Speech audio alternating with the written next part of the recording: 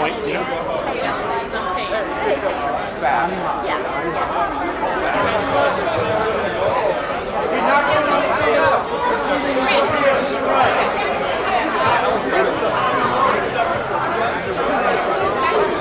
Everybody come on in. If you want to go in the field, please check in with Sue Ellen. If you're not going on the field, your seat is up and to the right. Okay, boys. There we go. Are we checking in? Right at the table.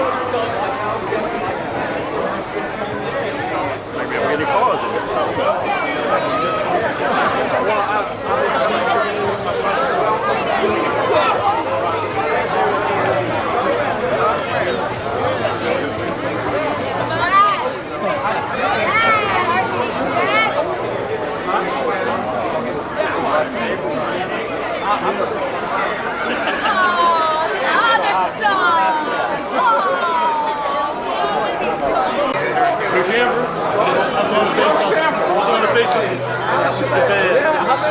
It took me a second, but I got you. It took me a second, but I got you. We go back 10 years old. We do? Okay, 10 years old, okay? I was telling you, you live right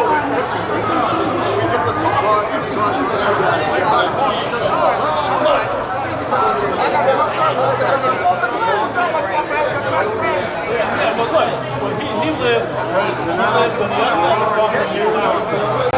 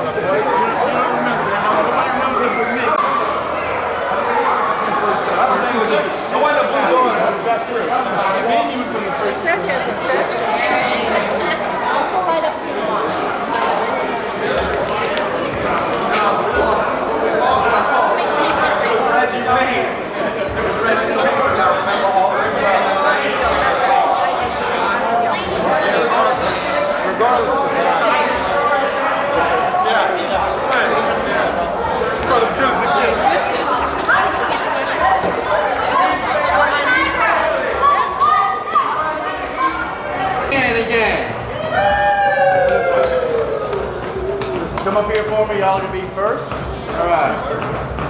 Bobby Hrapmann and family. Bobby Hrapmann. David Rowan and family. Dennis Delaney and family.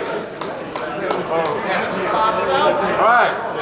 And the baseball team, follow them in whatever order.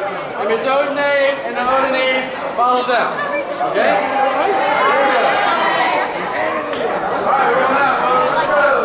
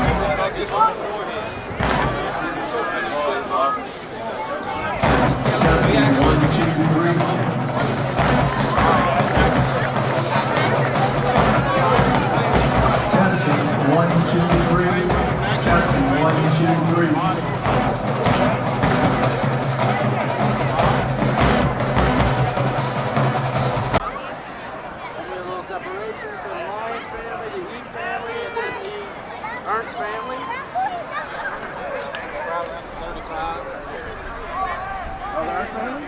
Still alive. All right, then the Heap. Separation. Do you have any other Lyons family? All right, so Feehan, then Hrapmann, then Rowan, then Delaney. And the big fight. Go ahead, Megan. Tony, good to see you.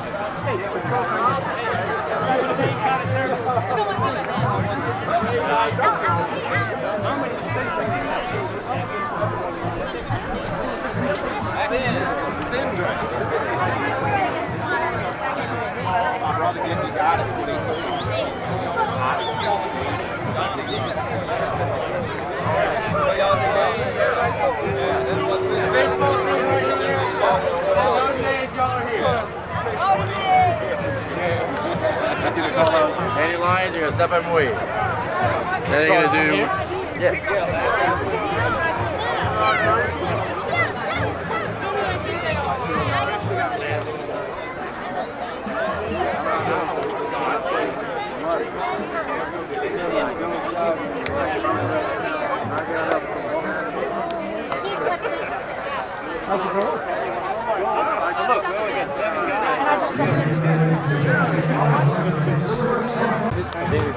Sean Martin.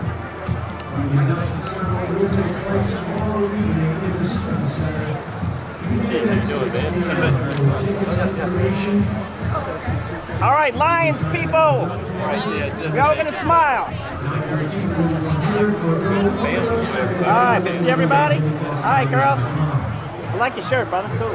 Coming at y'all. Congratulations. Big smiles. What you got? Doug?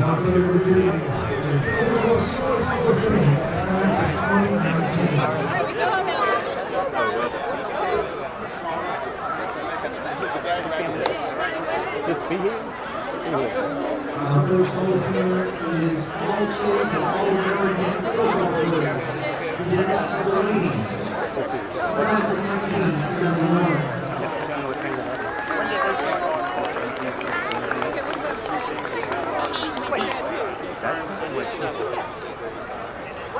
Our next evaluee is Mr. Joe Ernst, All-State quarterback, Ernst? class of 1946. Here we go. Big smiles my way, ma'am. All right. Here. This is Joe Ernst Jr. right here. Sean Martin. You listening to what he's saying? No, I can't do it. You said Joe Ernst. Our next evaluee is Mr. Stephen Feehan, class of 1996.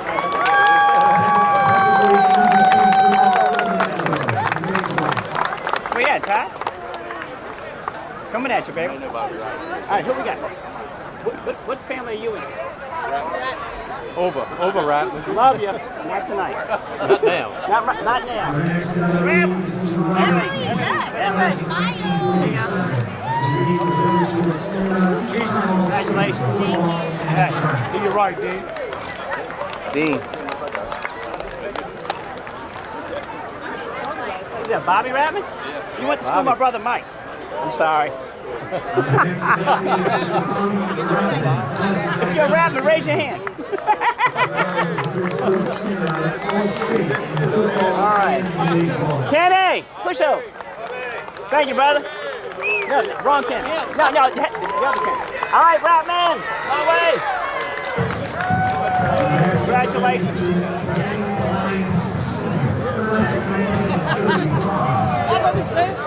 Lyons was a good sort of sellout in football and basketball. So Dennis. Dennis, right? Oh, Delaney, let's all get together. Just him.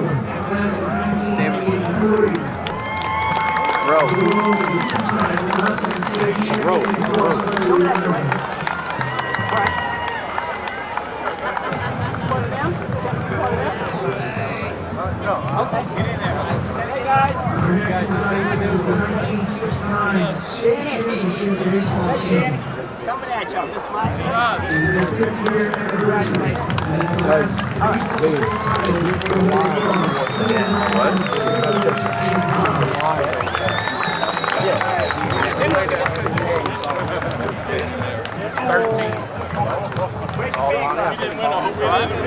Won the right 3 minutes. That's it.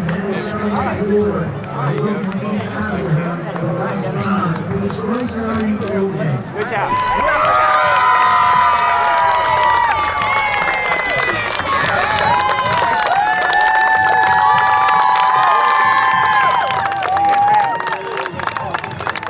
Raise your hand if you're Rowan. Hey. Ladies and gentlemen, once again, big round of applause. All right, all Odates, get together. What about stepson? You qualify, Gary. You qualify. All right, guys, my way. Big smile.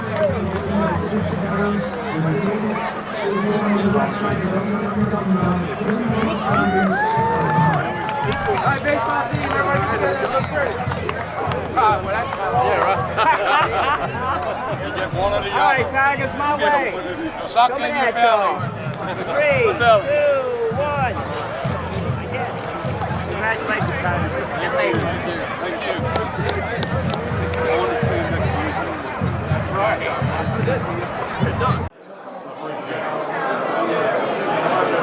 Wait a minute, Tyler. Hold on. Hey, Doug. Take a picture.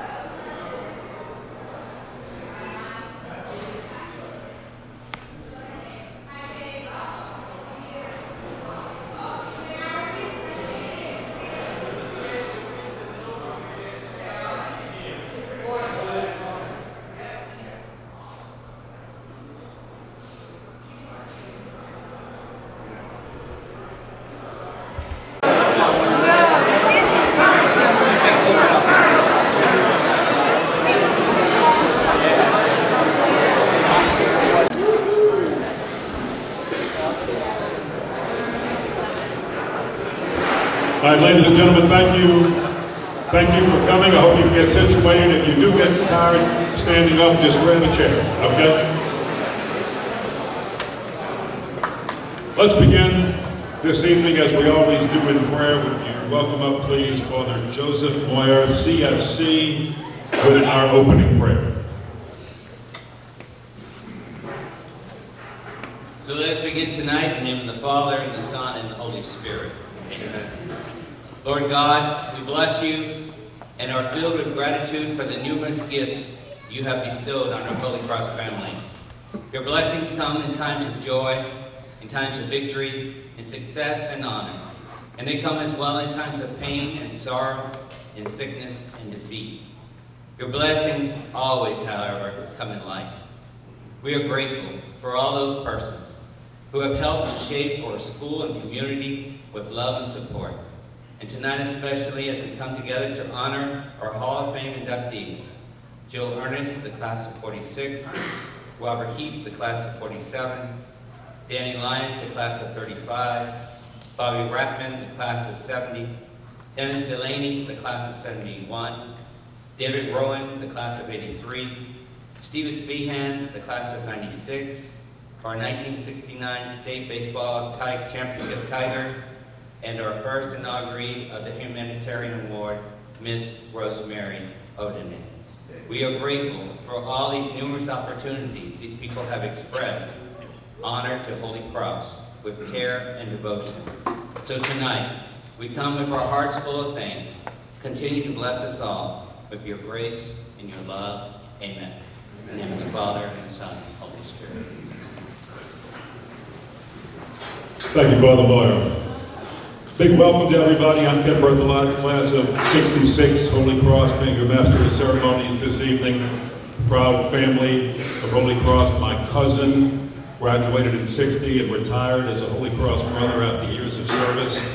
Got him up in Delaney, New York, and St. Louis, Missouri now. Both of my sons went to Holy Cross, graduated in 94 and 96, and hopefully my grandson will be headed this way in the not too near future.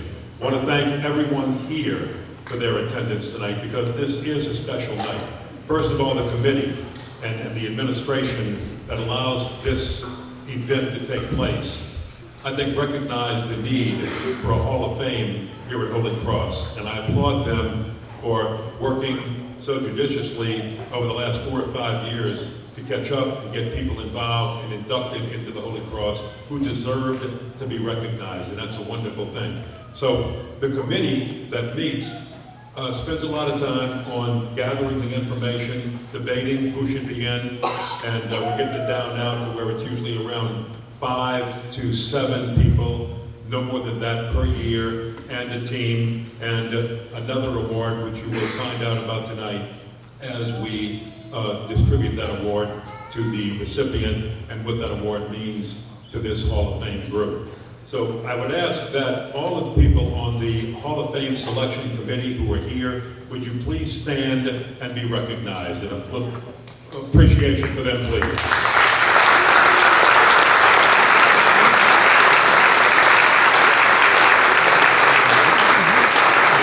Standing over here behind the post and taking pictures and set up to do some picture taking. They're hiding, but you'll see them as they walk around. Also, we want to thank the administration and the faculty here at Holy Cross. So any administration, faculty members, and coaches who might be here, please stand and be recognized.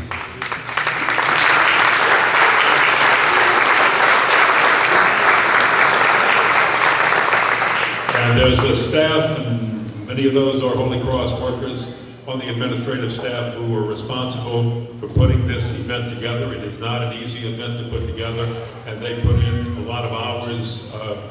Well, there's no hours in the day to do this, so they find time in their own. Well, I asked people to watch that glass of water, but it's already not going to make it through the night. I can tell you that right now. So it's already on the floor.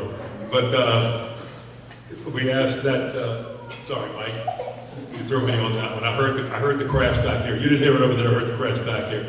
But again, we want to thank the event staff, because most of this is done on their spare time. So the event staff, if you're here and then still in this room and you're not doing some work elsewhere, please stand and be recognized because we appreciate it.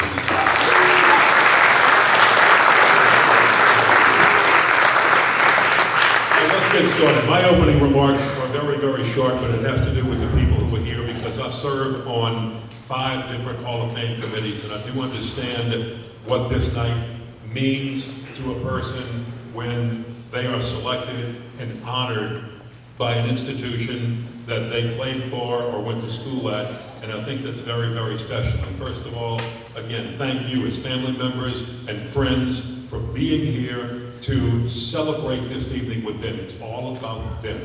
This is their night for what they did, and I credit them for not only their exploits on the field or on a court, but also for the way they represent themselves as a Holy Cross athlete and as a Holy Cross man. That's very special.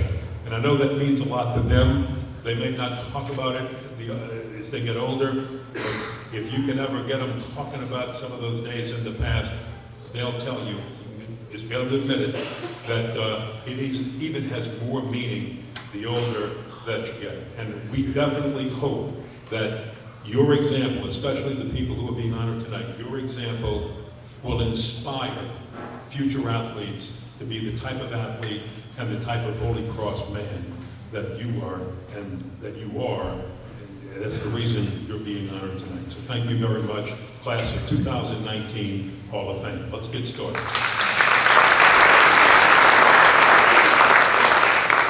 Most of you have one of these. We're going to go in alphabetical order. You have most of everybody's bio written in here. I'm not going to read the bio per se. I'm going to just point out a few of the highlights in the bio. And like a good person who likes to dig for all the good uncovered stuff, I have some pretty good stuff on some people that's not in here. I couldn't tell you all of it, but the things that I could tell you and I could clean up, I'm going to pass on to you tonight. So we'll have some fun with it. So you can follow along at least a little bit. Don't try to follow me word for word in the bio because I'm going to skip around in it. But I'll do the introduction. And then as I do your introduction, we'll call you up, or if you're accepting the award for somebody who's being honored posthumously, then please come on up. You'll get the plaque, take a picture, and you can come up and give your acceptance speech. And when you're finished, just return to your seat, and we'll move on to the next recipient. So as we move in order, our first Hall of Fame inductee for the class of 2019 is Dennis Delaney, football class of 1971. Dennis was a 4-year winner as one of the most decorated players in, a 4-year letter winner as one of the most decorated players in Holy Cross football history, and that right there says an awful lot. He was a preseason All-American prior to his senior season, and you know, they don't even do very much on the All-America stuff anymore. So even back then, when you were selected as a preseason All-America, that was something very, very special. And he finished as the class of 4A defensive MVP. He's one of only 2 players in school history to win that football award. He anchored the line on a team that finished, was ranked #1 in the state most of the year. He was the first team defensive tackle and the outstanding lineman on the state's item 1970 all-city team. That was also something very special, and was a first team defensive tackle and outstanding lineman from the Louisiana Sports Writers, and they're always a tough vote, and the 1970 4A all-state football team. Dennis was one of 3 Tigers named to the all-state team as a football player in his junior season. He was also a football player of the Louisiana Coaches 4A Top 20 list.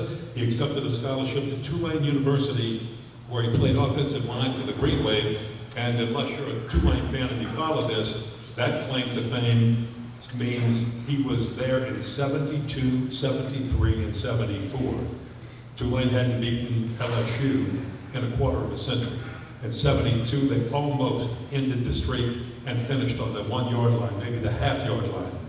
And in 73, they finally broke the streak, and Terry Looney threw 2 touchdown passes, and Tulane won the game 14-0, and Dennis Delaney was on the field as a lineman for both of those touchdown passes. When you talk to people about Dennis Delaney and you ask them what type of a player was he, the first thing they'll tell you, well, the ones who knew him back at Holy Cross will tell you, he came to Holy Cross off the playgrounds at Lakeview as a chubby little kid that John Kalbacher had the challenge to be a good football player. But what John Kalbacher didn't know was Dennis Delaney loved a challenge.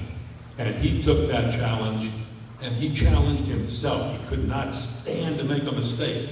And that's why he had all the honors at Holy Cross. And when he got to Tulane, if he made a mistake, sometimes one that the coaches wouldn't catch, sometimes one of the officials wouldn't catch, he'd go nuts. And then the 1972 game, when they didn't beat LSU, he flinched. I think it was 72. Dennis, if I got this wrong, it was 73, just correct me. But he flinched. He flinched. And he flinched with his eyes. And he kind of did a little flinch on the offensive line. That should have been a flag, 5 yards, illegal procedure. The official missed it. He knew he made a mistake. The next play runs, it's good. The next play, to make up for what he did, he drove his defensive lineman that he's lined up against 30, 35 yards down the field and into the end zone. Wouldn't let up, because that's the type of competitor he was. He was just a passionate competitor and a person who's passionate about Holy Cross and about Tulane. Ladies and gentlemen, would you please welcome to the class of 2019 Holy Cross Hall of Fame, Dennis Delaney.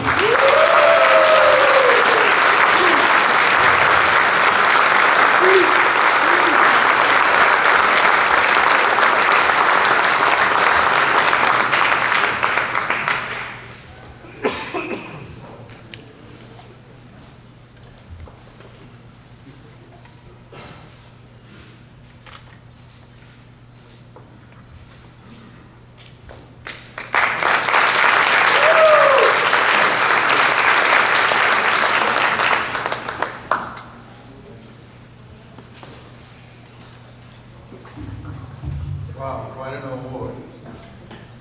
I want to thank the Holy Cross Hall of Fame Selection Committee for selecting me for this great honor. I really appreciate it. I also want to thank my classmates, Al Perry and Bobby Poche, who submitted my name to the Hall of Fame. Especially Al Perry, who put together such a flattering resume in my high school career that I thought I was reading about Hrapmann. But I appreciate his hard work on my behalf. I came to Holy Cross for 3 reasons. I was a big Notre Dame fan, and I knew that Holy Cross was affiliated with Notre Dame. So it was a slam dunk on that. I also wanted to go to the best football program in the city. The type of program that had the kind of athletes that would make me a better athlete. And once again, it's Holy Cross. And finally, my uncle, John Carver, well, he's my godfather, actually, played for Holy Cross in the 50s. So I had 3 good reasons for coming here. But I tell you what, I had to get up early in the morning and catch that long bus ride from Lakeview all the way to the old school. I started to have second thoughts. At least until I got off that bus and I started walking towards Holy Cross, and I could hear the band play at 7:30 in the morning.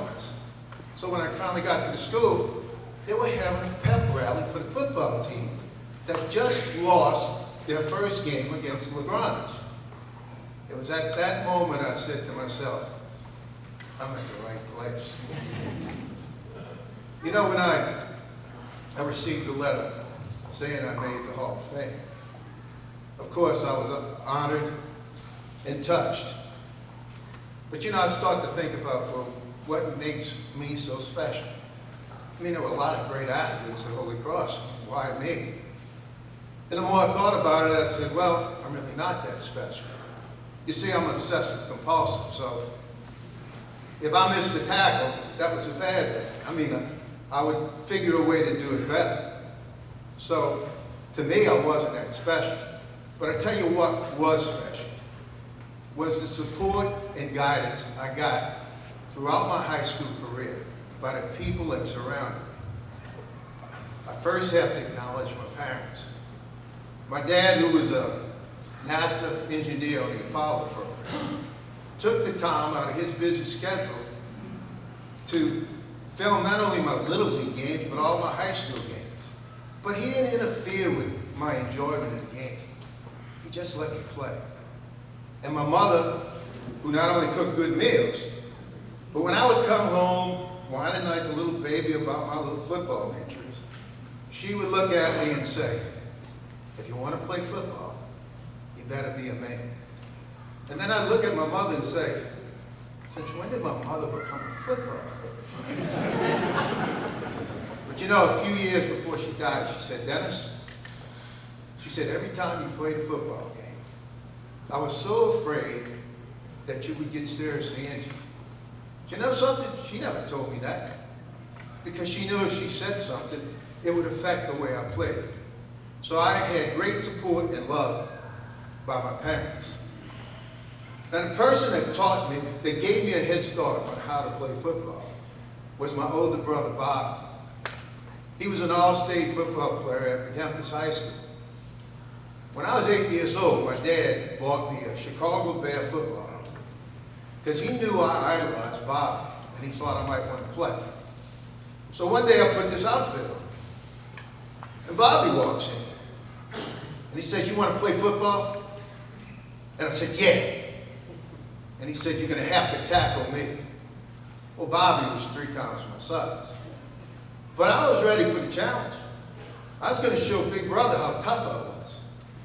Well, he ran over me. But he hit me so hard that when I got up, I not only had one brother Bobby, I had 2 brother Bobbies. But I found out something about myself today.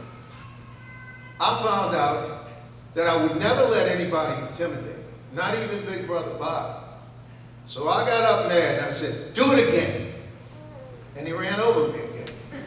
But this time, he let me tackle as a reward for my effort. Bobby taught me everything about football. He taught me how to train for football. He taught me how to hit. He taught me agility drills. But the biggest thing he taught me, he said, Dennis, don't just do what's expected of you. Do more. So my first day on the 85-pound football team, I took his advice. After practice was over and the coach said, run to the fence and back, I ran around the whole park. After that, the coach made everybody run around. In fact, they called it the Delaney mob. See, I can't even say my own name. Sometimes when when my teammates would say the Delaney mob, and it was almost like they were saying a curse word. But anyway, Bobby gave me the tools to succeed. And I would use those tools throughout my football career. And then there was Coach John Callback. What a great coach he was for me. I really loved that guy. He was like a football general on that field. He guided his assistant coaches, but he didn't interfere with their jobs. And his practices, they were like lessons in precision. Every drill was timed. When the time was up, he'd blow the whistle, and we sprinted the next drill. And he wasn't a do-over guy. If you made a mistake, he wouldn't do it over and over until you got it right. No, you have to get that the next time. He never looked back, he looked forward. In fact, in the playoffs, we were all having a bad practice. And he yelled at us, he said, get your butts off this field, you don't deserve to be on. So we're running off the field, and you know something about somebody running you off the field. It psychologically works on you. And we start thinking, well, wait a minute. If we don't practice, we might not win the playoff game. So the next day, we had the best practice, and we won that playoff game. And Coach Callback was a great motivator. Mike Arthur, who I played with at both Holy Cross and Tulane, was telling me about his older brother, Larry Arthur, who I played with as a freshman at Holy Cross. He said Larry went to the hospital to see his aunt. And while he was there, he saw Coach Callback, whose wife was in the hospital dealing with cancer. And so they started to talk to each other. And Larry said, Coach, you saved my life. And Coach said, well, how did I save your life? And he said, Coach, after Mark Essex shot me on the side, on top of the Howard Johnson, I couldn't move. I was paralyzed. I just couldn't move. I was standing there with a shotgun in one hand, waiting for Essex to come around that bunker and finish me off. He said, but while I was standing there, I could hear your voice in my head. This is the fourth quarter. You got to suck it up. Gut it out till you beat this. And that's what inspired me to get through the door and save my life, Coach. So I couldn't have had a better coach than Coach Callback.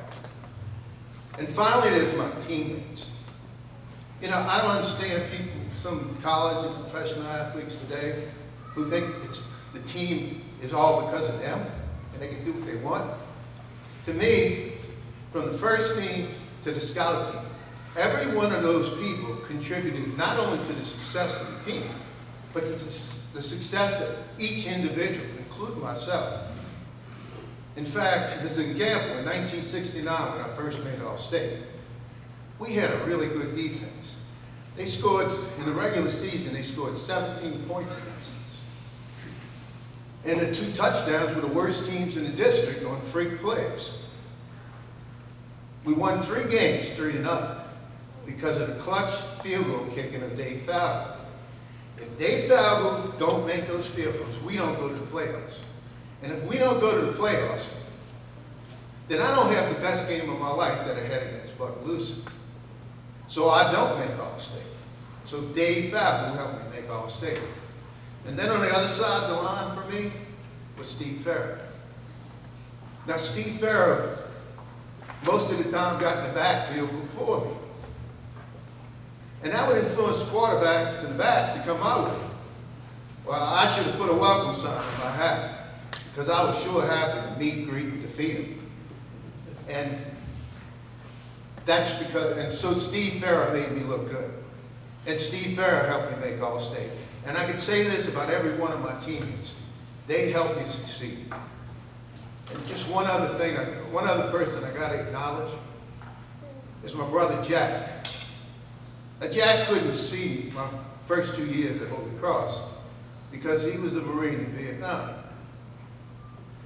In fact, a month before my first spring practice, he was in Way City fighting in the Tet Offensive.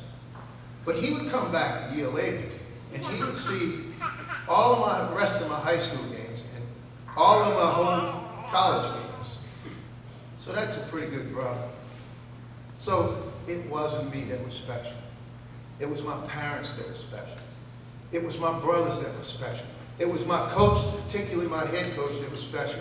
And it was my teammates. And I thank them for being in my life. Thank you very much.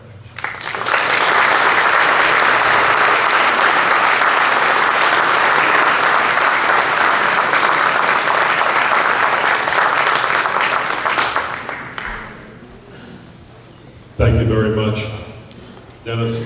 Excellent acceptance speech. Also want to recognize the 2 people who, from the administration, who were helping give the plaques, and they left the camera and let me take pictures. Our principal, Eric DeSormo. Eric, stand up. And Mike Biomonte, coach, football coach, and also works with the alumni. Thank you very much, gentlemen. We appreciate it. And the other guy you see right there, A.J. Stokes, taking some pictures, and Doug Degan up there taping the event so we can have it for all time. Our next inductee is being inducted posthumously, and he is Joe Ernst. I'll tell you, there's some names at Holy Cross that you just feel like have been around since the very, very beginning. Truax, Hrapmann, Heap, Lyons. I mean, there's been so many that have played through the years, but Ernst is one of them. And the one thing that the Ernst name has that almost none of the other names has is the very first football team that Holy Cross ever fielded in 1922 was coached by Leo Ernst. Leo Ernst. Now, I asked this Ernst group, and look, both sides, the Joe Ernst family side, the Vernon Ernst family side, they all went back into the genealogy, and nobody can find anything about Leo to know whether they are blood relatives or not, but it's still an Ernst. And the name is there, and they had success way back then because an Ernst was in there. This Ernst that's being inducted tonight, or inducted into our hall tonight, he's really become a household name for people who know Holy Cross football. And I think it's properly written when they say that when he was part of the Tigers, it was a real magical run back in the 1940s. He was an all-prep quarterback in 1945, all-Southern honorable mention, and that says a lot. That's almost like an All-America. And he had a name that really earned legendary status, and that legend gained momentum when he engineered a thrilling 19-point comeback versus a very powerful Estruma team out of Baton Rouge in the South Louisiana Championship semifinals at City Park, tossing 4 scoring passes in that game. Considered by many sports writers at the time, they've got the quotes around this one because it was in the papers like this, as the most thrilling game ever played in the city up to that time. And the Tigers would go on to beat Fair Park of Shreveport 31-13 in the state championship game, finished 9-01, and that was the first football state championship ever garnered by the Holy Cross Tigers. He went on to quarterback Tulane, had an absolutely fabulous career at Tulane. Tulane was a power in those days. I know sometimes, unless you're an old timer, that's hard to believe, but at that time they were in the Southeastern Conference. They were good. He led them to a 22-5-2 record in those years when you could only compete as a sophomore, junior, and senior. And Tulane was so good in the 1940s that Hollywood made a movie called Father Was a Fullback. It starred Fred McMurray, who was raising a daughter and became the coach of a mythical St. Mary's team out in California, I believe. And one of the lines in that movie is his daughter saying, golly, Dad, this St. Mary's team, they're really bad. And he tells his daughter, we're going to be so good that we'll be able to compete with the Tulanes of the world. So that's how well recognized Tulane was way back then. You can see all of his great accomplishments at Tulane. He was drafted in the National Football League by the Green Bay Packers, but very much like Joe Heap and Bob Heap and Tommy Mason before him, who was the overall #1 draft choice in 1950 out of Tulane, the only one that played in the National Football League. For most of those guys, right after World War II, the National Football League was sort of like the professional rugby league today in the United States. It was nice. There was a few dollars to throw around, but there was a whole lot more money if you stayed home and went to work. And that's what the Heaps did, and the Ernst did. And like I said, the only one that didn't do that was Mason. So when you take a look at Joe Ernst, he's legend at Tulane, he's legend at Holy Cross, and so is the family. And it's a very exciting time to be able to have another Ernst being inducted into the Holy Cross Hall of Fame class of 2019. Posthumously, would you welcome Joe Ernst?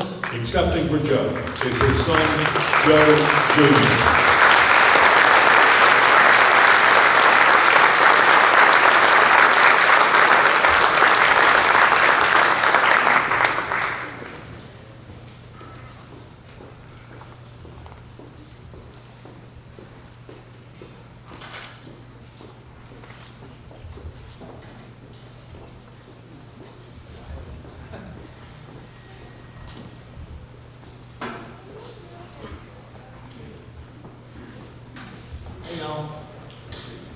Thank you, Ken.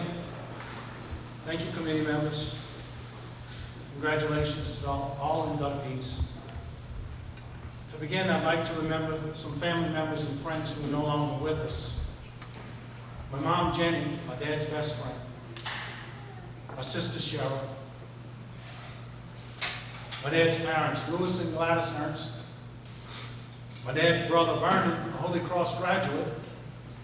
His son, Lou. And my dad's friends, Ed Hyper and Johnny Brecht. May they rest in peace. And those family members that are with us tonight. My sister Pat's here with her husband, Erky. My brother Terry is here with his wife, Bonnie. My dad has about 22 grandchildren and great-grandchildren. One of the great-grandchildren is here tonight, Alex Faber. Please stand up. future quarterback at St. Stanislaus, y'all. He's a sophomore.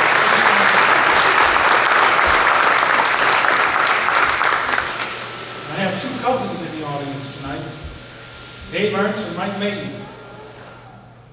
Three cousins that cannot make it tonight, Vernon Ernst, Steve Mayhew, and Don Mayhew, all Holy Cross grads. At Holy Cross, my dad played for Lou Bronson on the 1945 state champion football team. Teammates included Ed Hyder, Ted Mace, Al Hanzo, Garland Schmaltz, Frank Mignard, Jack Genevieve, and Lloyd and Floyd Duffy. On December 7, 1945, they played the Struma in the 13th annual Toy Bowl in front of 25,000 fans. Holy Cross won 33-32, then went on to defeat Fair Park 33-14 to win Holy Cross's first state title. From 1948 to 1950, my dad played quarterback for Henry Franklin at Tulane University. One of his teammates was Ed Hyder. You're going to hear that name one more time. My dad set numerous passing records, eventually broken by Rock Hines in the late 70s. My dad played in the 1951 Senior Bowl, drafted by the Green Bay Packers that same year. He declined to stay in New Orleans to support his family. He returned to Holy Cross to coach with Lou Bronson and his friend Ed Hyder. One of the players they coached was Johnny Brechtel. By the 60s, my dad left Holy Cross, went on to coach at Chalmette, then St. Bernard High School with his best friends, Ed Hyder and Johnny Brechtel. In the late 70s, my dad became supervisor of transportation for the St. Bernard Parish School Board before retiring in 1989. What a great honor it is for my dad to be inducted into the 2019 Holy Cross Hall of Fame. My dad would often talk about those years as player and coach. He loved Holy Cross. Even now, when I cross paths with former players and coaches, I am told how much they loved and admired my dad. As a family, we were blessed. Not only did we know Joe Ernst in person, but also his dad, uncle, and grandfather. Thank you.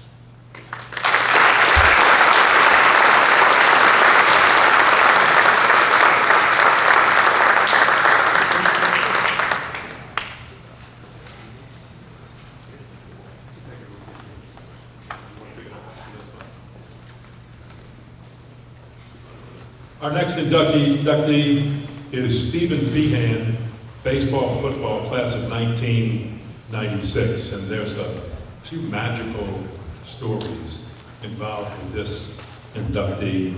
Stephen led the Tigers on the gridiron to a share of the 10-5A district title as a senior quarterback. He has all the honors and awards that you see there.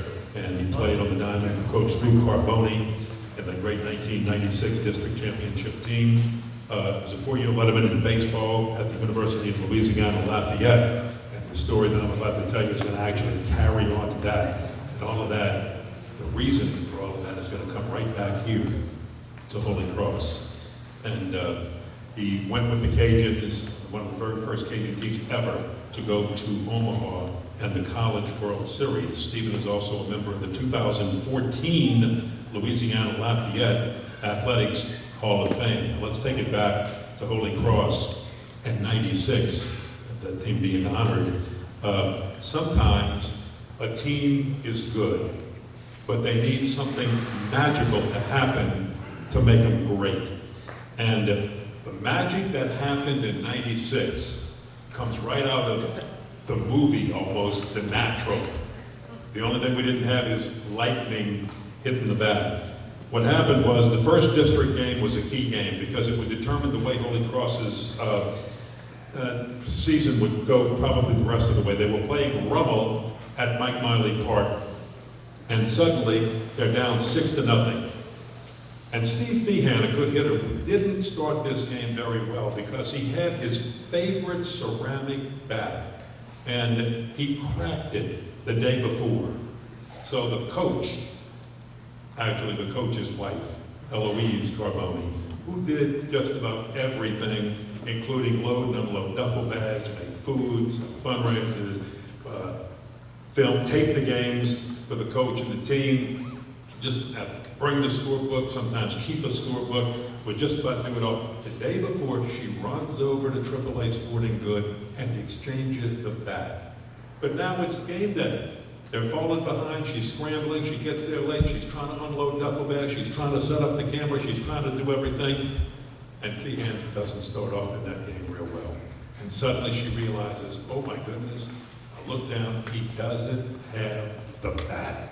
The bat is in my car, and I forgot to give him. She runs down, quits taping, runs down to the car, gets the bat, brings the bat to the dugout, and then suddenly a team that was behind 6-0 comes back, rallies, and I want to make sure I get this right. They cut it to 6-4, and then in the 7th, the second time Feehan comes to the plate with the bat. Okay, boom, 3-run homer, 7-6. The whole rumble at the bottom of the 7th. They win, they don't look back, they go through the district, and it's flying colors. Now that's like right out of the natural. The only difference is lightning doesn't hit this Wonder Boy ceramic bat. It wasn't touched by lightning, it was touched by Eloise Garboni. And that might be better than the short little matches from the coach. But to make it even better, now he goes to UL Lafayette, gets on this first team that makes it to the College World Series. UL's on one side of the bracket. At that time, they had 4 teams on each side of the bracket for the final 8. UL's on one side, LSU's on the other side. UL's on the side with Stanford ranked number 1. Seeded number 1, I'm sorry. And they lose to Stanford in the opening game, and now they're in the elimination part of it. And they've got to come back, and they beat San Jose, and now they're trailing Clemson 5-4. And in that game, Feehan steals home, his 17th steal of the year, earlier in the game, the way I understand it, the way they tell me the story. This is wrong, see if you can correct me.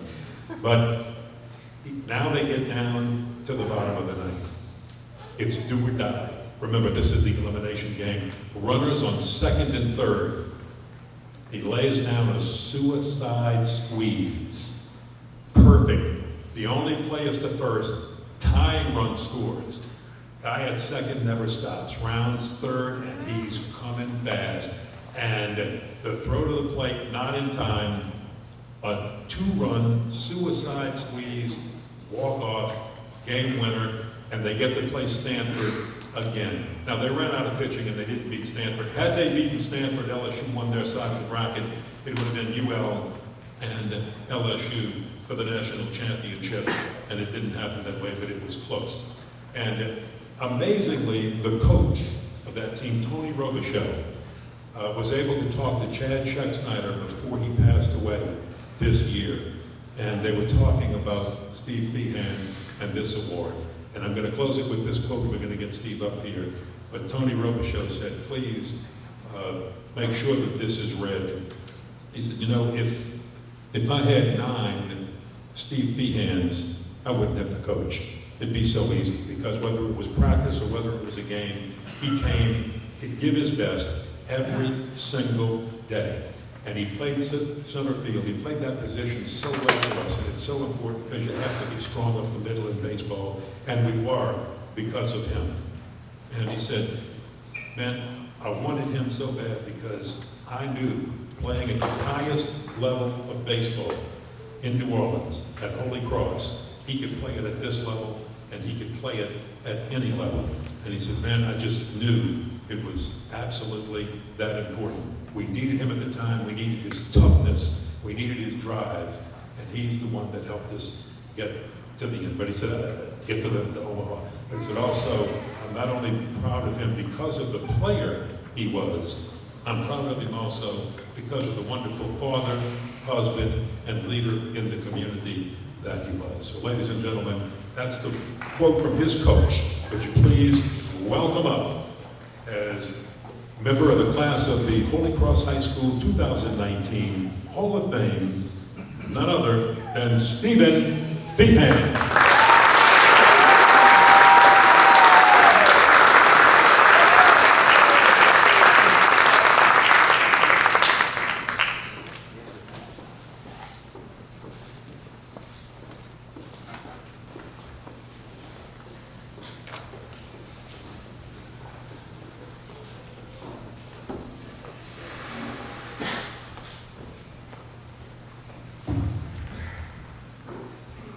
let's just say that playing in Omaha in front of 12,000 people is a lot easier than standing in front of you right now. Committee, thank you so much for this honor. It's not something that, as a player, this is not what you strive for. This is not the accolades that you look for. That you want to be a Hall of Famer. All you want to do is you just want to be the best person that you can be on the field to help the teammates and to help them succeed, the ultimate in some sort of championship. But just thank you so much. There's a lot of people that can thank up here. First, Mom, thank you for all the late hours. Never missed anything. You were always there. Made sure that everything that I needed we had. I don't know how, but you did. Probably one of the most influential people in my life is no doubt my brother Kenny. He's gets overlooked a lot of times with things, but I tell you what, you're talking about having a brother, Delaney, running you over and making you tough. I had an older brother, and he definitely made me tough. You can't beat older brothers because they have this way that no matter, you could be better than them in anything, but they're going to beat you. It doesn't matter what sport you're playing. It doesn't matter what kind of video game or anything like that. Somehow they just have this way of beating you. And I remember, we'll go out in the street, design plays, throw the football around. I would attempt to play in the basketball in the backyard. And somehow, the games never lasted too long, probably like maybe 5 minutes at most, and that's because I would get so frustrated that he was just dominating me, slapping the ball down in my face, or just not letting me dribble, that eventually I would hit him in private parts. Still to this day, I do not know why he would continue to ask me to go in the backyard and play some basketball with him, but that's how things usually wind up ending, and as typical most brothers, you wanted to go in some kind of scuffle. But Kenny, thank you so much. He let me tag along anywhere we went. Him and Chad Check and I were good friends even through high school. He was a senior, I was a freshman. Every once in a while I'd get lucky enough to tag along wherever he was going, and seen some things probably that maybe I shouldn't have seen. But I love it. He took me everywhere. And as you get to high school and college, if you want to play as a young player, you have to be able to play against older guys on your team. And him allowing me to tag along, play with him and his friends, taught me how to be tough enough to be able to stand those challenges that would come across when we play against older players. So, Kenny, thank you so much for being there for me and being my big brother. My way to Holy Cross was a little bit different. I don't know why it was, but it just happened to be this way. All my uncles went to Holy Cross, cousins went to Holy Cross. My brother was at Holy Cross. And for some reason, going into my 8th grade year, I decided not to come to Holy Cross and actually went to Hrapmann, mainly just because it was right down the street from where we lived, and all my friends were going there. So it was just convenient, even though I heard of all the great stories that my brother would tell me. I decided to go to Rowan. Well, that didn't work out too well for me. I was about one of 200 and something kids in an 8th grade class, and sometimes you kind of get lost in the shuffle. So 8th grade football, they got me playing defensive line on the practice squad. I didn't get a chance to play quarterback or running back, which I did, growing up. Basketball, I did get to participate on that team and was on the starting five, and we had a really good team. But then when baseball came around, once again, you had 50 people kind of trying to try out. And I was like, you know what, I'm not going to go through the tryout process. It's probably just going to be the same thing that happened with me with football. So I just went and ran track. I was like, well, that's an individual sport, I can do that. So I just went and ran track, and that really helped me out.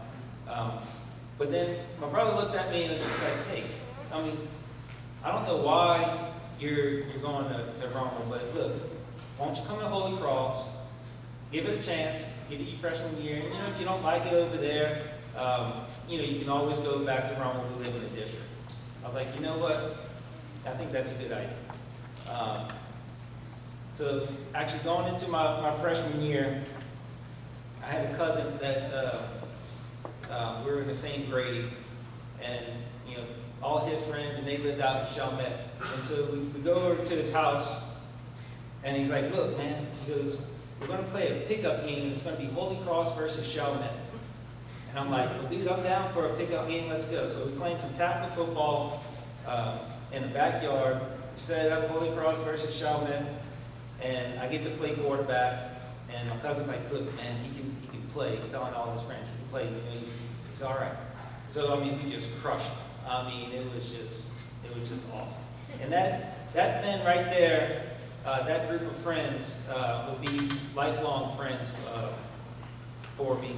And it's just like a close, tight-knit kind of family. So on the first day that I walked onto the campus, you can always just tell that there was something different when you walk onto the Holy Cross's campus. There was just the atmosphere, the spirit that was just in the trees, in the halls. I don't know if it was just the administration building with no air conditioning. But there was just this feeling of togetherness and family that, when you walk onto that campus, that there was just a no-brainer, that there was no way that I was going back. And my freshman football coach happened to be Luke Hrapmann. And from what I know, it always seemed like Holy Cross's freshman football teams always actually fared pretty well. We were probably 500 that season and really enjoyed it. Once again, tried out for the baseball team, made it, but we had so many that tried out for the baseball team that actually made 2 teams. So it was pretty interesting because, you think you're playing maybe a 10-15 game schedule and you get half of it because one team's playing one week and then you're kind of playing the next week. But the guys that we had just really loved to play. It's tough. So,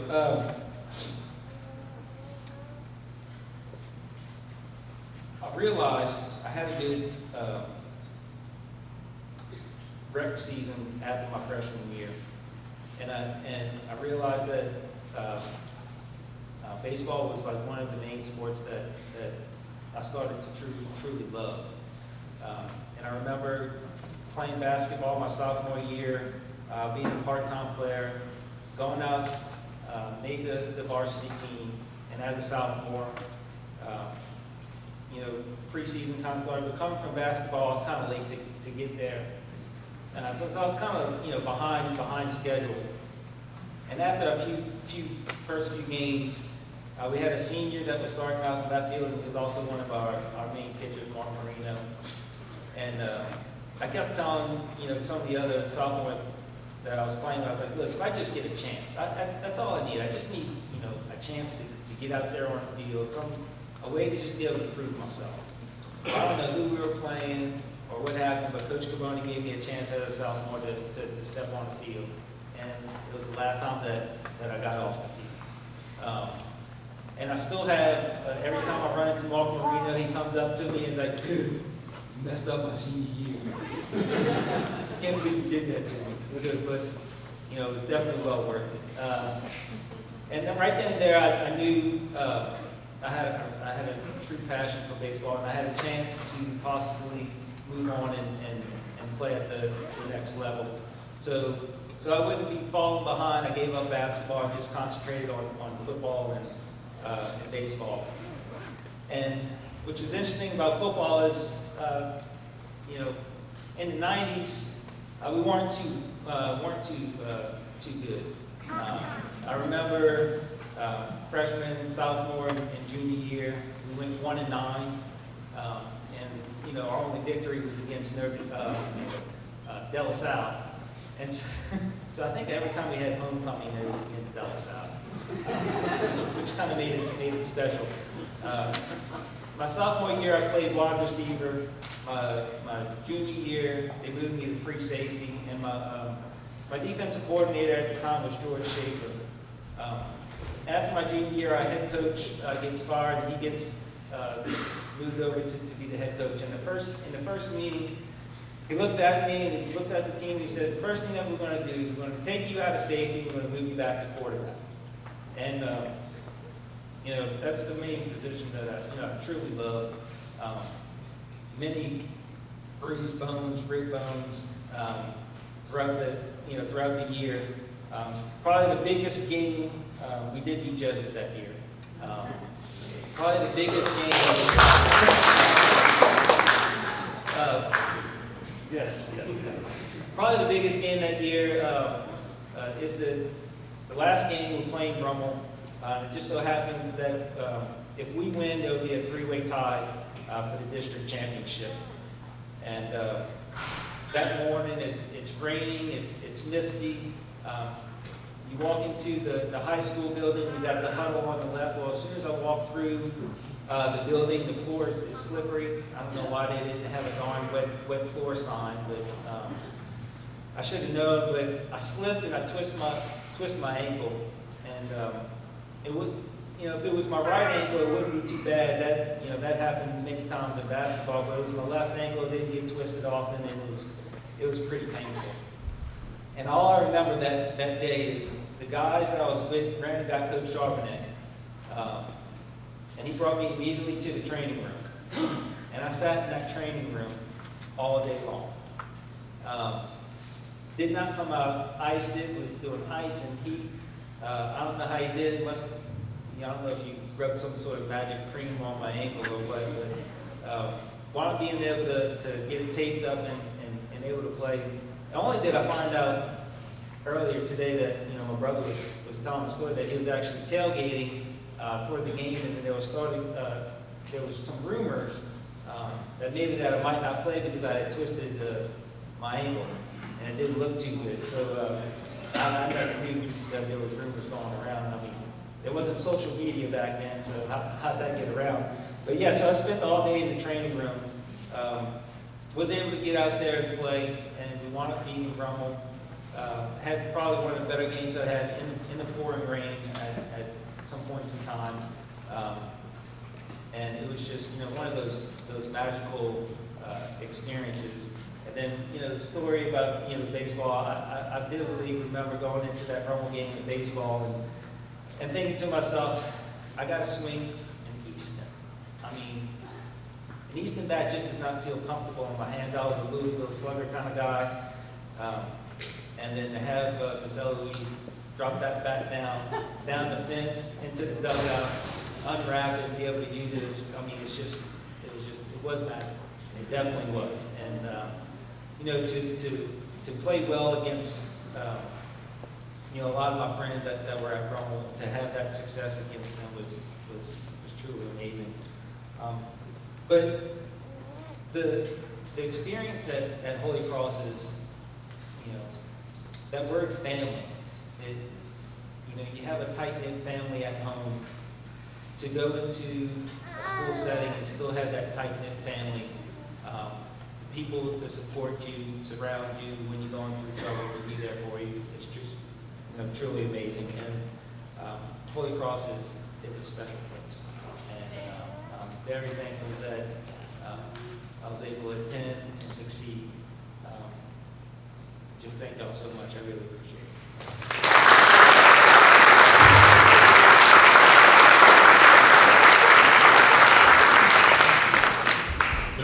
know, Kenny was the captain, 92-93 football. Where you sitting, Kenny? Where you at? Kenny, right there. Stand up, Kenny. I recognize you, please. I'm asking Kenny to stand because he's the only one that would tell the rest of us the truth as to whether Miss Eloise was sawing the end of that bat so she could load it up, you know, and that's why it really cracked. But you know, Steve's not going to get a level with us on that. He's not going to tell us that. And you know, that secret goes forever with Miss Eloise. She's not going to say that either. So anyway, thank you very, very much. Our next inductee is a posthumous induction, and it is Robert Bob Heap, football, track, basketball class of 1947. And when you say the name Heap, that's one of those very famous names around Holy Cross. A lot of people think of Joe Heap because of his exploits at Notre Dame.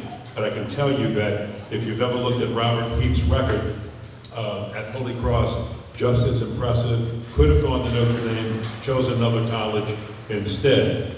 Bob Heap was a 3 varsity letter winner in football track, in addition to lettering his junior year on the Tiger basketball team. He's one of only 8 Holy Cross football players in school history to be selected twice to all-state football teams, 1945 and 1946, and he played on teams that compiled a 25-2-4 record. And let me tell you, back then, please know that if you put things in perspective, there were fewer high school football teams. And the City League and the Catholic League, those were tough leagues. That was probably more today like the SEC West than, well, it's close to what the Catholic League is today and it is right now. But it was a tough league. After being named Louisiana first team to the first team in 1945, he co-captained the 46 squad, where it went on to first team all-prep and all-state. He established state record times at 15.5 in the high hurdles as a junior.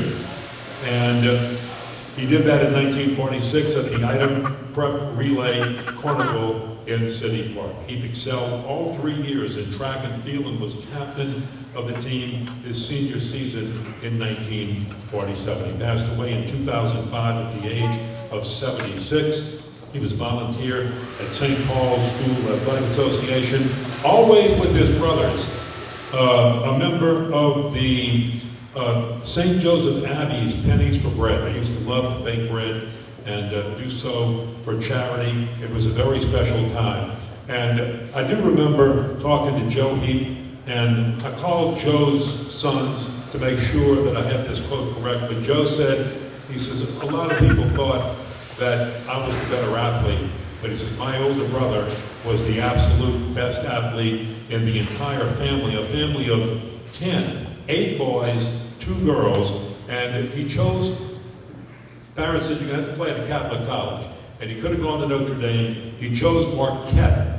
Marquette did have a football team at that time, played up there 1 year, and then as many people did in those years right after World War II, came home for the family business because there was more money there, and Heap Plumbing on the North Shore is where I think it's still in existence today. So something very, very special. Would you please welcome to the Holy Cross Hall of Fame, class of 2019, posthumously, Robert Bob Heap, accepting his 3rd son, Gary Heap.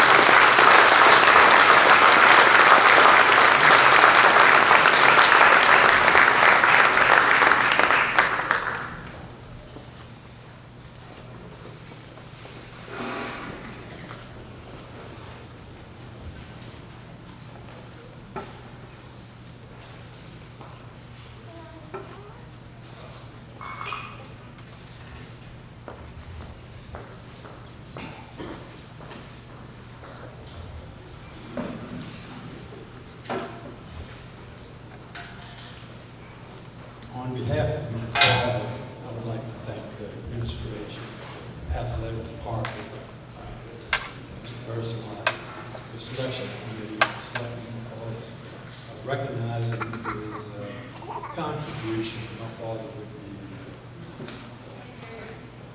My father would be, excuse me, my father would be very humble.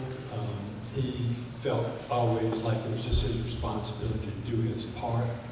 And he loved Holy Cross. He loved the family atmosphere. He loved being part of the team. And we give all the credit to his teammates.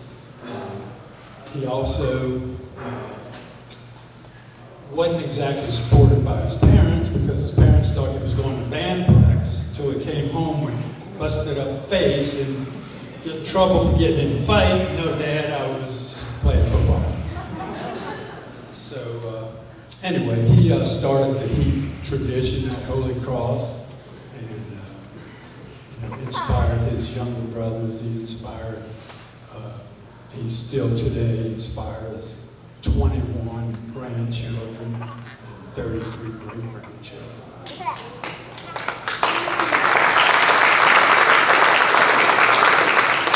He's most thankful for his education, Catholic education at Holy Cross, and support from the school and his teammates. As his son representing his family, large group back here, we thank you from the bottom of our heart.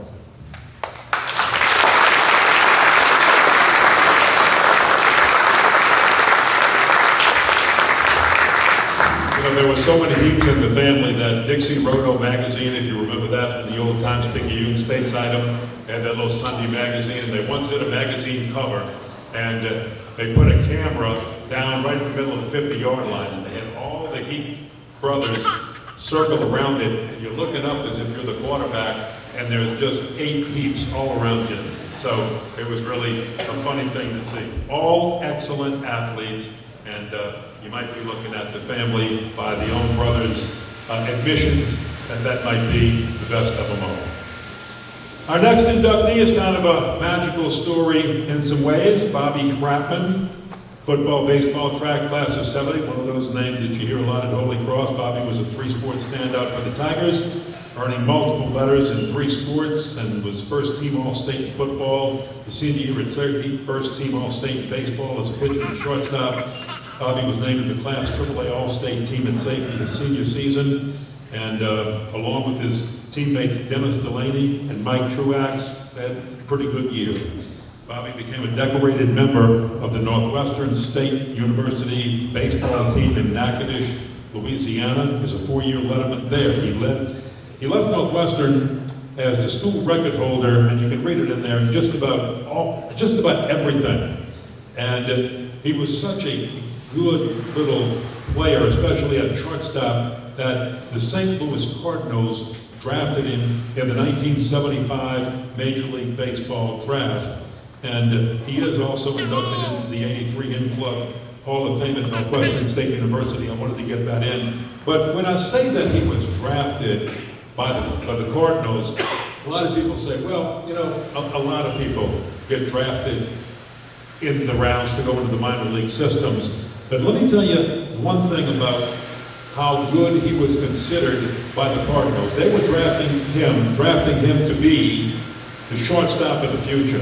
And when the great shortstop for the Chicago Cubs, Don Kessinger, decided that he wanted to be traded from the Cubs, and they traded him to the St. Louis Cardinals, the Chicago Cubs wanted 2 minor league players, and one of them was Bobby Hrapmann at shortstop, because they were looking at him to be the future, and we'll let him tell you a little bit more about that. Before I bring him up, I got to tell you that I got in touch with his coach, Herbie Smith, at Northwestern, and I called Herbie during the week, and he didn't get the message right away because he and his wife were taking a retirement tour to the beaches in Normandy, France, where his daddy had landed in 1945, and I hope everybody voted, because that's why people fought and died on that beach, so we would have the right to vote. But he had just laid the wreath down, said he checked his phone for the first time in a couple of days, heard my message, and he said, I gotta call you because you can't bring him up to the microphone and speak unless I tell you 2 things that people have to know.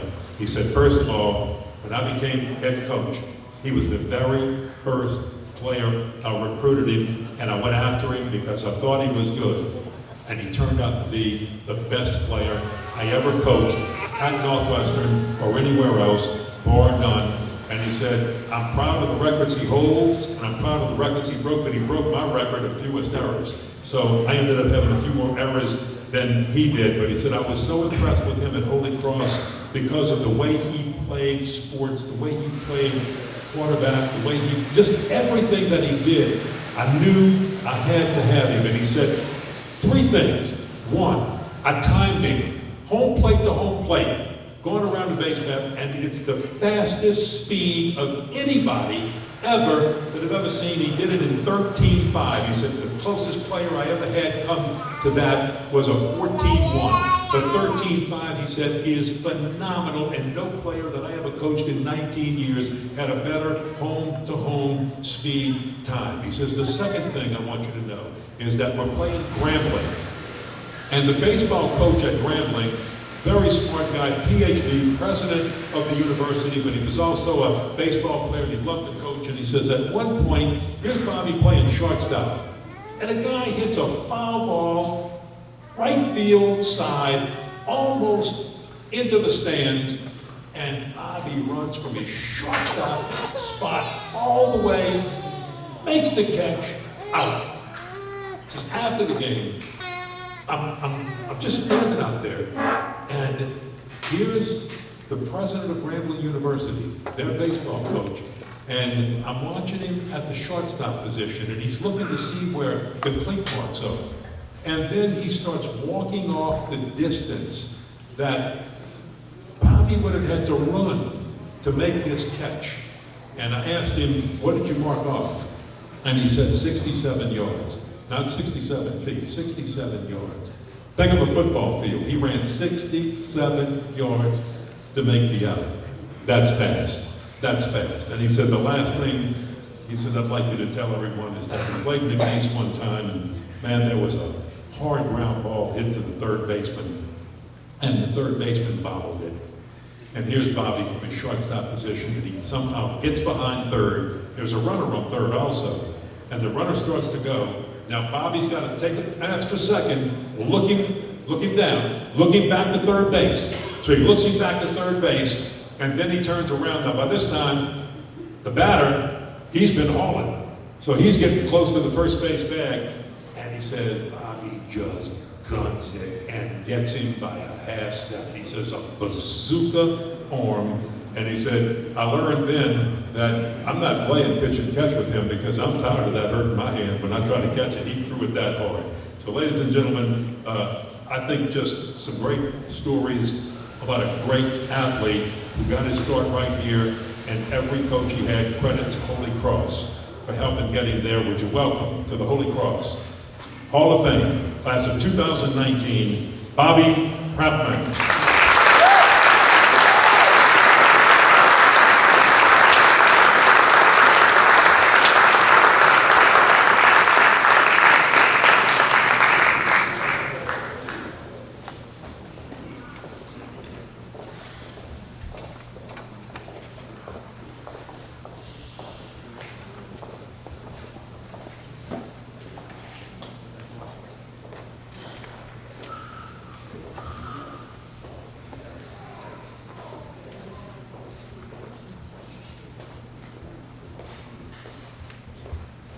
First of all, I'd like to thank all people at Holy Cross for giving me this honor, and my teammates too, because without the teammates, couldn't do anything. My father went to Holy Cross and played basketball, and we were Holy Cross fans from the very beginning.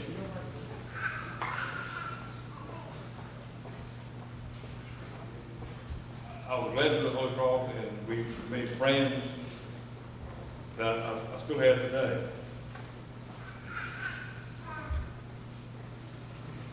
And playing ball with Holy Cross was, they taught you how to get ready to go to college and play ball.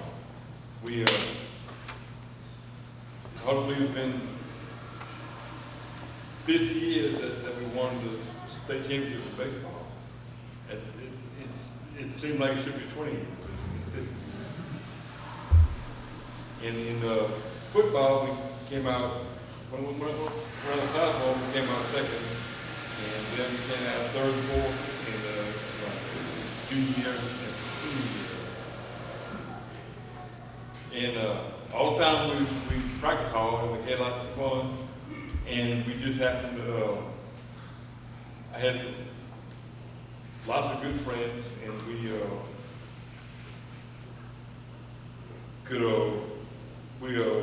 rode around in our 56 Chevy that we had.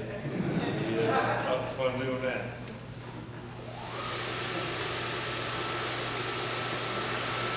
And we had some good coaches there, Coach Backer, Coach Powell, Coach Clemens, Coach On. Also, we had Coach Snyder, who was good working here at the school. I think he's been here longer than anybody ever been in Holy Cross. And also, we had Walter Novak, that was our baseball coach, I was coaching in sophomore. He coached us, and he played some minor league ball and taught me a whole lot about baseball.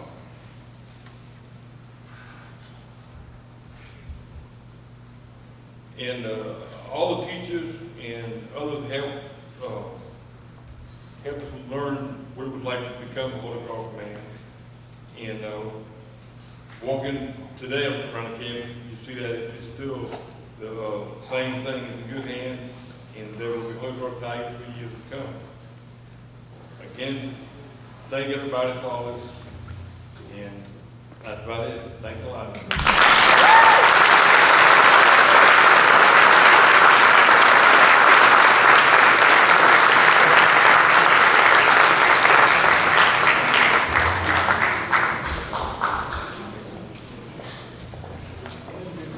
Our next inductee is also deceased of the posthumous induction, Danny Lyons, football, basketball, baseball class of 1935.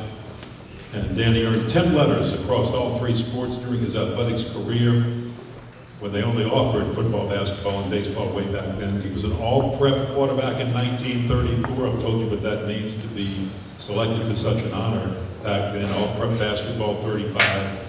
He helped lead Holy Cross to a football city championship as a quarterback before breaking his leg halfway through his senior season of the 26-7 win over Bay St. Louis.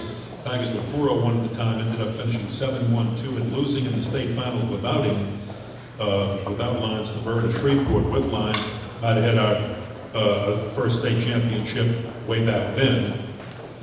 And he was elected to the Loyola Hall of Fame. Went there and started both football and basketball, and was a quarterback for Loyola. People might not remember that Loyola played football and scored the only touchdown in the game against LSU in 1937 in the Loyola victory over the LSU Tigers. Lyons stayed close to his alma mater and was selected as the Holy Cross Man of the Year in 1967. And professionally, he coached basketball at Aloysius and was a high school and college referee for 25 years, including 7 years officiating in the Southeastern Conference. And you can see some of the other wonderful things he did, including serving as a lieutenant in the U.S. Navy in World War II. Thank you for your service posthumously. And again, I'll just say that he's one of those people and one of those names that in my days here at Holy Cross, my mom, Ruth Berthelot, worked here, and she always spoke of Mr. Lyons with the reference. I can't even call him Danny Lyons because of the way they looked at him way back then. He's still Mr. Lyons to me. Very, very special. Would you please welcome posthumously to the Holy Cross Hall of Fame class of 2019, Danny Lyons Sr., and accepting for him will be his son, Danny Lyons Jr.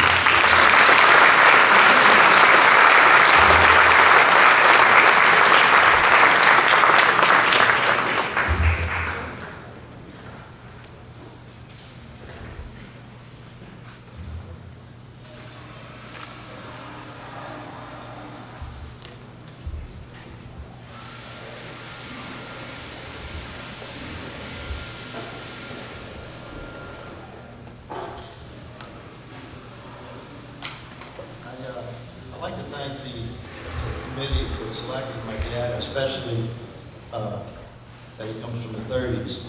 I know it's hard to get information on all those guys back then. I had trouble looking for information for Mike, finding photographs and so forth, but just wasn't that information around. But those guys, I think, really developed Holy Cross and built the foundation for the athletes that all came behind them. And I hope that they are able to continue bringing back some of those old timers. I see that John Lynch up here, another guy from 23. In fact, I think John Lynch was a coach for my dad. He used to talk about Johnny Lynch at the supper table sometime. Our dad was born in 1916. Okay, 1916, a long time ago, before World War I. He was part of a large family in the Irish Channel. There were 10 children. They lived above a bar room, of course. They were Irish. My grandfather, who I never met, ran the bar room, and his wife, my grandmother. He went to grammar school, where he played sports there, and I think that's where the coaches and the brothers of Holy Cross noticed him, gave him a high scholarship to come to school here, and I think that in his family situation, he could have afforded it, so he really owes a lot to Holy Cross for those days. Some of you might remember Joe Gemelli. He was a clother in New Orleans, and his famous thing was that he was my dad's first coach. He was a coach at Redemptrix for the 55-inch city championship team, and he always bragged about that. Dad went to Holy Cross, of course, and Lebanon, all the information that's in the bulletin and so forth. He was given a scholarship to Loyola, where he met a lot of lifelong friends. Many of my uncles were athletes that he played with at Loyola. In those days, in fact, one was my father, my godfather, and so forth, and that's where he made a lot of connections and so forth, and friends. He was, as was mentioned, the Holy Cross, at Loyola, Hall of Fame, Holy Cross Man of the Year.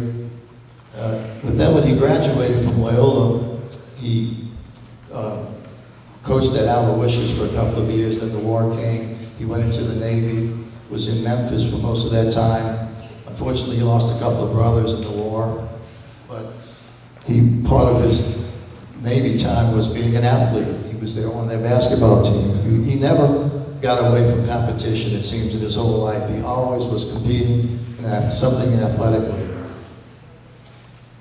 He learned to play handball at the New Orleans Athletic Club, NOAC, and he became one of the best players in the city. I remember on Sundays, the members could bring their kids to NOAC, and I'd watch him play handball, and it was really amazing. You couldn't tell if he was right or left-handed, because handball, kind of like racquetball, but without the racket. And he would drive guys absolutely crazy who were younger than him. He always competed against guys that were younger than him. He was the city champion here in handball. Then he moved to the North Shore, and there were no handball players. Again, wanting to continue to compete, I said, well, Dad, you could play racquetball. You could learn to do that. So he did.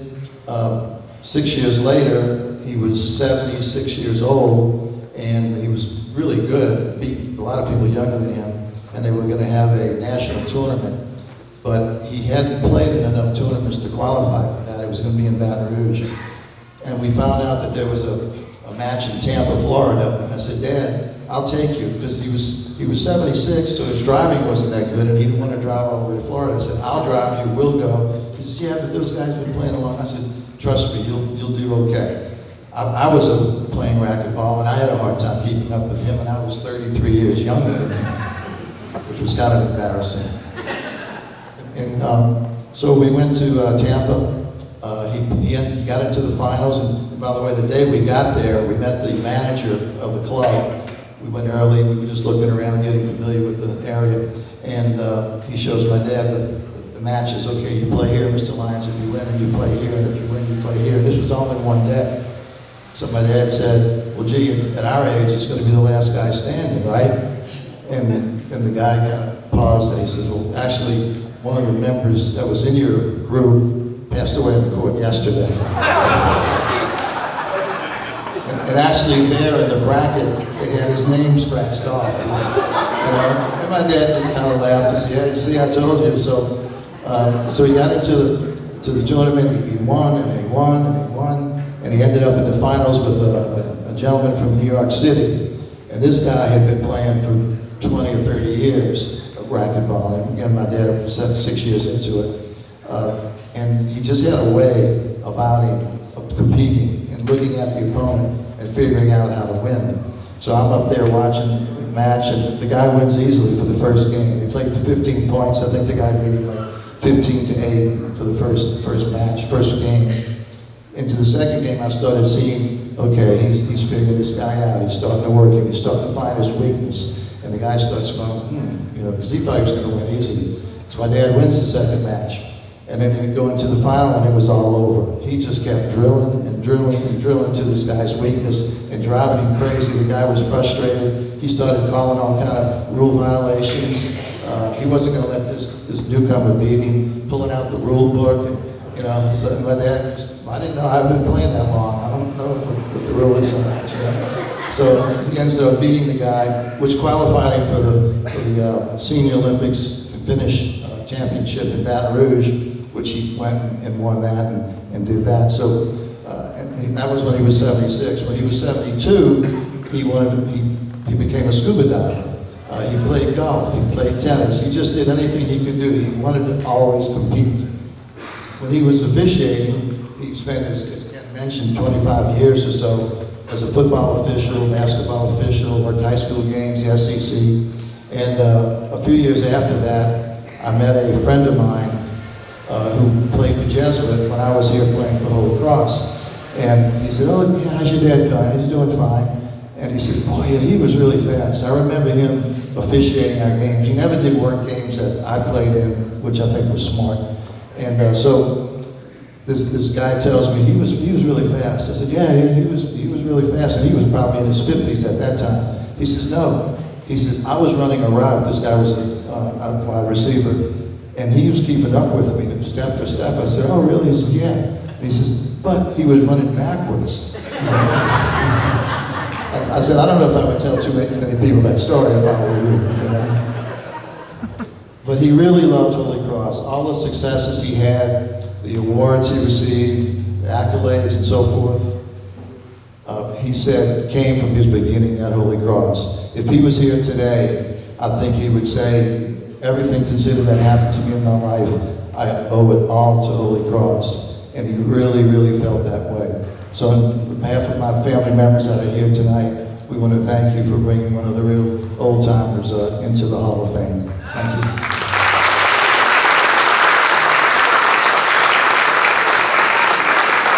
One other thing, the picture here, I was hoping that Mike could find a picture in football, the helmets, because then you would have seen the old leather helmets. I don't think there are any photos available on that.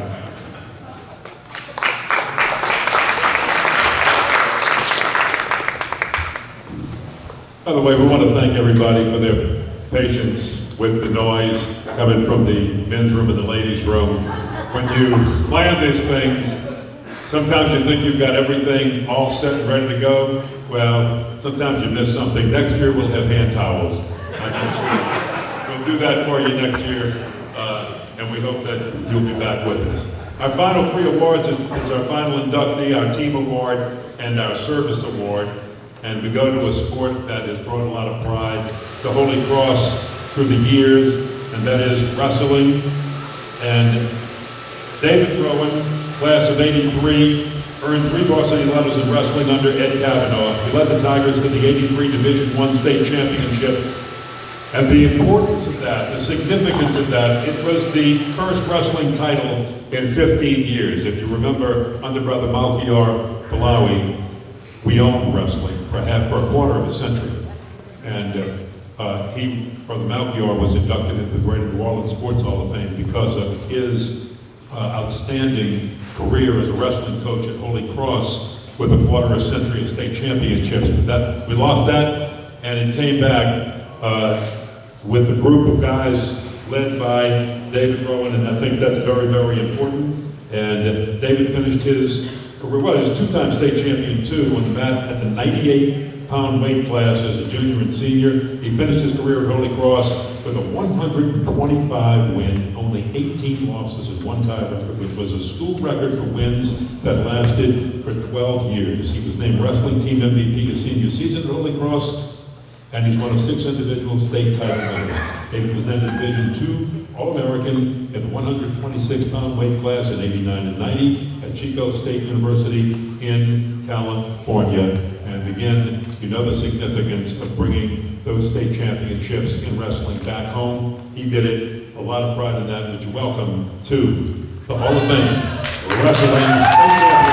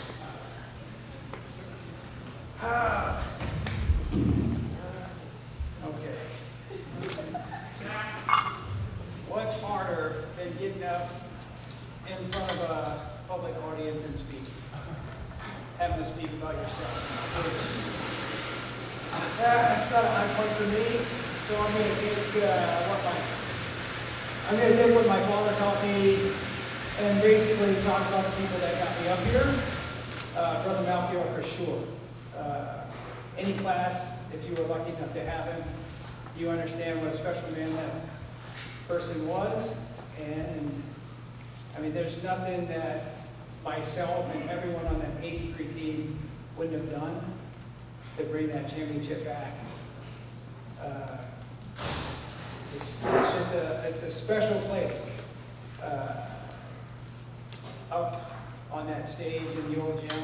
Basketball's hitting you in the head because there's not enough space for you to work out at, but it was what it was, and as most wrestlers do, you just do what you got to do. You know, it's not a glamour sport, so do what you do. So I'm going to go ahead and thank some people, and I don't want to take up too much time because I know the LSU game's on. And that's crazy to me, but hey, we'll get this done and go watch the recording. Hopefully they're winning. I mean, the teachers at Holy Cross, I mean, the best. Mr. Lee, Mr. Fugler, I mean, there's so many. Miss Lyons, Miss Gidros, they were our fan club. Snacks, pictures, someone to talk to, comforting. I don't think we could have done what we did without them. I couldn't have. Miss Lyons was my mom in school. So the faculty was definitely a plus. The Odinet family, Miss Rosemary's going to come up and accept an award. They were my, I guess, hotel. A mile from school, sucking a lot of weight. I could go and rest in bed until it was time to weigh in. Bertrand often got hit offering me donuts by his mom. So definitely Mr. Candy, the whole family welcoming me in. That team, I mean, Bertrand and Stuart Howland both were captains that year with me, and their commitment just made me work hard. I mean, I think we all lost one match that year. And I wasn't going to be the guy that lost two. So going in every day, I was going to work as hard as I could. And Bertrand was always there for me.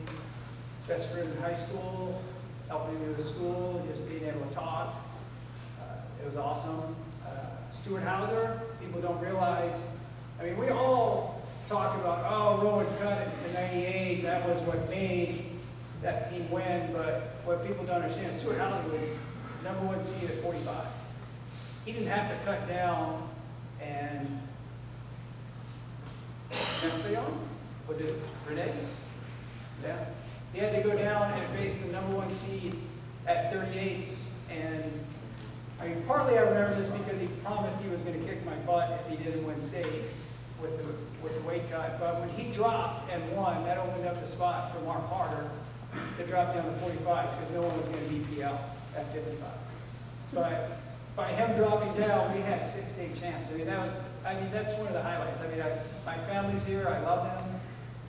Birth of my kid, my marriage, everything. But to go into that meet with one goal and to see it accomplished and doing it with 6 state champs, all winning in the finals, I mean, it was incredible. And like you said, Ms. Rosemary, going back to your Baton Rouge house and celebrating was definitely special. So that was a great moment. My family, my sister's here. She was basically a workout partner. If I didn't get something right, I went back and she got thrown around. So. Thank you so much for being the little dummy that got tossed around on singles and whatnot. Kathleen's not here. She lives in New Jersey. She couldn't make it in. She didn't help me at all other than irritate and living daylight. Every day she was tougher than me, better than me, and beat me up, which definitely, all right, well, I'm going state. I can't win state. My 2 brothers, again, I'm the little brother that got picked on, that got beat on, that, I mean, that's got to be something to it. I mean, everybody that came up here was the younger brother. Older brother kind of got toughened by their love, but my oldest brother, I wouldn't be up here without him. He kept with the committee, he wrote the letters, he did everything. I mean, this guy would lay over broken glass for you just so you didn't have to step in it. So, I don't see you, Donnie, where are you? Thank you, brother. My other brother got me into wrestling, bought me my first headgear, my shoes, everything. I ran cross country, he wrestled. He wanted me in a better cross country runner because the agreement was I would run, or he would run cross country and I would wrestle. So that first year, Darren was like 2nd or 3rd on the team in cross country. My first year of wrestling, I didn't even do it. I'm like going, wait, I got to do this, and I don't even get to compete. I'll come back next year. Which is probably the stupidest thing I ever did in my life because I lost a year of practice. And walked in my sophomore year thinking, all right, this will be easy, and of course it's not. But, I mean, he did everything. Coach Rowan, who's in the front row, I probably wouldn't make weight back February 11th, or 1983, if he wouldn't have taken me outside that Friday night and said, just follow me. I followed him. I tapped him on the shoulder. I said, I can't go anymore. We got to turn around. We came back, stepped on the scale the next morning, and I don't know if I made it. They said I made it, but it was close. So, I mean, without him, none of this would be possible. I mean, he's incredible. I love him. And he's missed an LSU game. So does Heap. I mean, that's love. Coach Charbonneau, Coach Sam, you guys definitely put teams out there that you could never take any time off. You were always trying to get better. I truly thank you for that because it carried over to college, knowing that it didn't matter. You had to prepare. You were a big part of that. Coach Fidella's not here. Coach Kavanaugh's not here. Coach Kavanaugh, what an incredible man. I mean, he was just a giant bear. And there was nothing more, just like my father, nothing more I enjoyed doing was to please him, make him laugh. Those who knew him, I mean, just to watch him with that big paw, no hair hanging down over his forehead, taking that paw, rushing it back and saying, Rowan, why are you so crazy? You're crazy. And just with that grin and that chuckle, like, I mean, it was the best. It was, I mean, I lived for it. I just loved to watch that man, and that was it. I told my dad, he thought I was crazy. You're not going to 90. Billy Joel had My Life out. I go, it's my life. That song came on the radio, my dad would change it. I go, it's not your life. My goals are to win state. I won state. My goal is to bring a state championship back to Holy Cross. and I'll do whatever I got to do. And if it means I'm going to 98, I'm going to 98. That's basically what we did. So, Coach Kavanaugh, we're going to find that trophy wherever it is. Katrina, we'll find it. It is what it is. My father, I mean, he's not here. I mean, the guy was incredible. He had so many sayings, so many quotes. I mean, I couldn't even keep up. It was like you had the worst day in your life, he had an answer for it. I mean, it was annoying. The man knew how to push buttons. He could have started IBM. I mean, he could push buttons and you didn't even know they were there. It was like this. And he could respond back, piss you off. And I mean, he just knew how we worked. All three of the boys. It's like,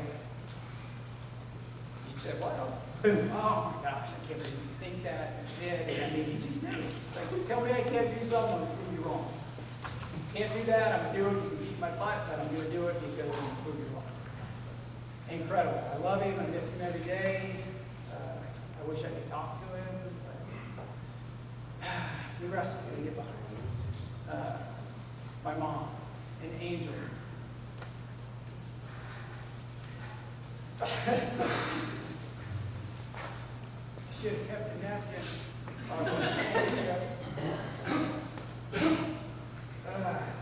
Probably, I'm just going to tell a story, Mom, because if I talk about you, I'll probably start bawling. Do anything, win, lose, didn't matter. She's going to be there. Cross country meets, go to Scyther. Appreciate everything you did for me. The wrestlers, as you would say. Came out and ran for you. Coach Kavanaugh, I was a hated man. I ran cross country first.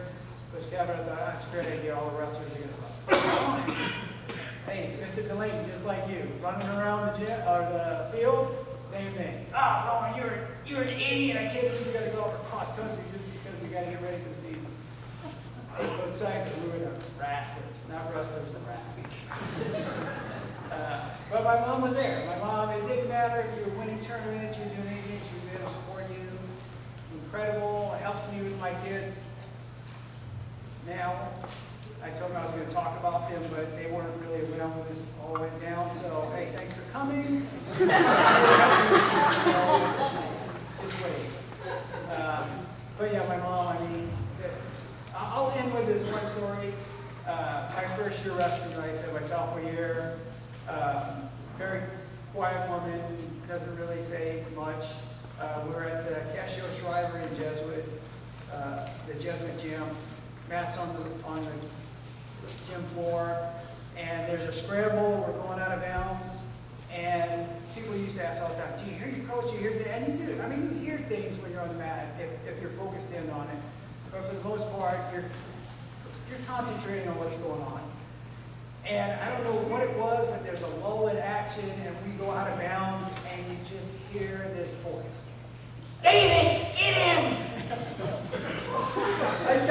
don't know if it's from getting in trouble and getting yelled at all the time, that David caught my ear, but I looked back and I'm going, oh my gosh, he's on the other side of the gym. From that point on, it was like, yeah, your mom's really quiet, but man, she's very aggressive, isn't she? Yes, yeah, she is. But Mom, I love you. I thank you for everything you did. Get anyone? Mr. Kennedy, I'm supposed to thank you for your lawnmower in Baton Rouge. But when I did leave here and I went to LSU and I actually I guess that's about it. The last thing I told my brother, I really just wanted to come up and say, let's go watch that LSU game. But my mom probably would have killed me if I didn't at least give a speech. So thank you very much.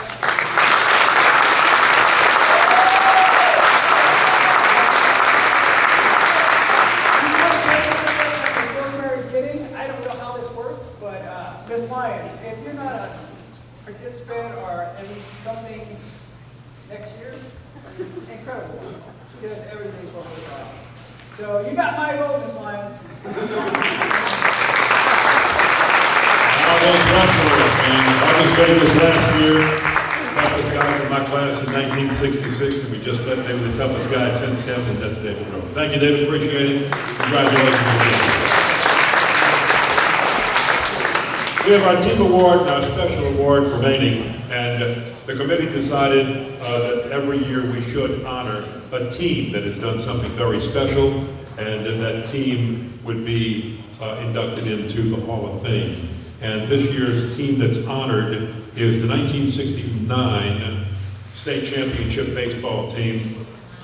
This baseball team won the state championship while recording 15 wins to only 5 losses. The team defeated Chalmette in the championship game by a score of 4-1. Anybody that grew up in Chalmette like I did knows that there was some really good baseball players in Chalmette. Many who came to Holy Cross, many who went to Chalmette High. And when you beat Chalmette in baseball back then, it was something very, very special. And as you can see, this team is very, very special. We've never had a state championship since then in baseball, so I'm going to ask all the members of the 1969 state championship baseball team to come up for a picture, and the captain and first baseman, Andy Rogalde, will give the acceptance speech for the baseball team.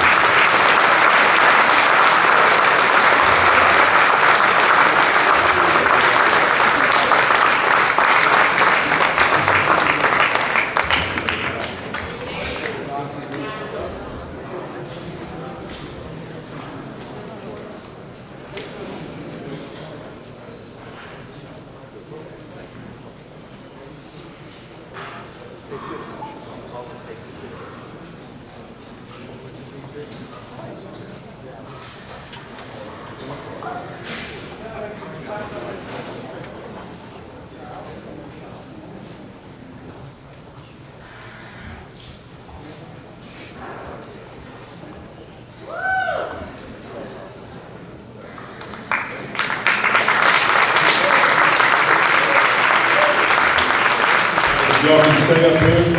Captain and first baseman. What do you need picture-wise?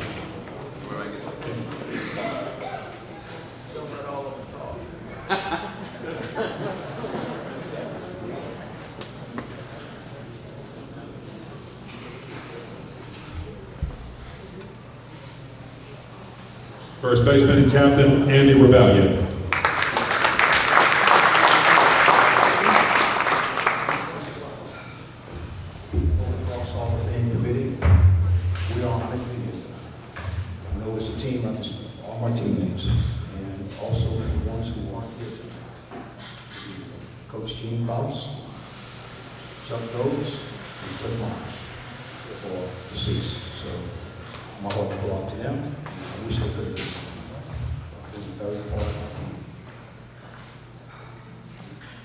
This team had a special part.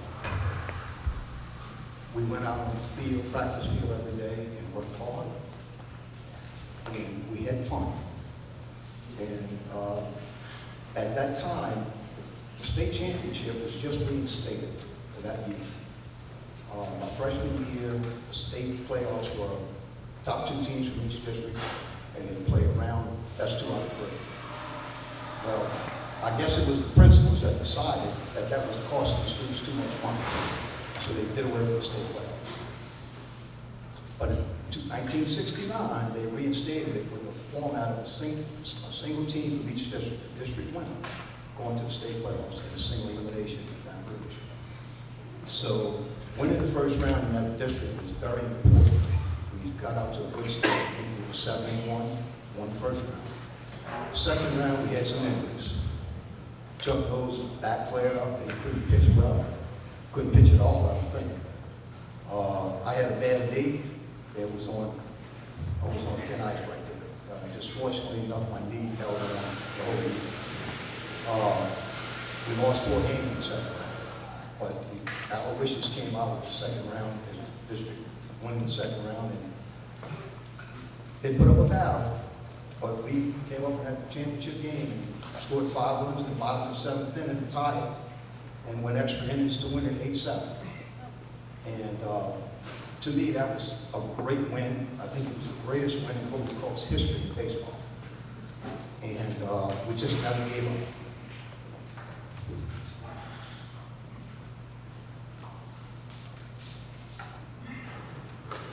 I think that loss was so devastating that Aloysius connected, correct me if I'm wrong, Kenny, I think they closed the school down.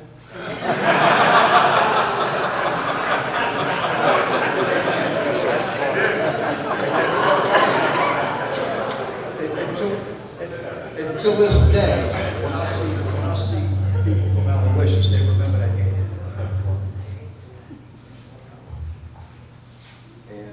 And then going on to the state playoffs and beating Chalmette was so sweet. Mike Schmento and myself were from Chalmette, and we can tell you, every time we meet a teammate of Chalmette player, they would say, "Hey, team, how y'all? Why'd y'all go to Holy Cross? Why'd y'all go to Chalmette?" Well, that's just the way it was. You know, we want to go to Holy Cross. And to this day, they still say, "Damn, we should have beat y'all. You know, we had the better team." And I think, I don't know if this ever happened before, but I think in the 3 games we won up there, we only gave up 1 run. And you don't lose many games like that. You don't win championships that way in pitching. And our pitching came through. So, on behalf of my fellow teammates, I'd like to thank the Holy Cross Committee again, and for all y'all being out there.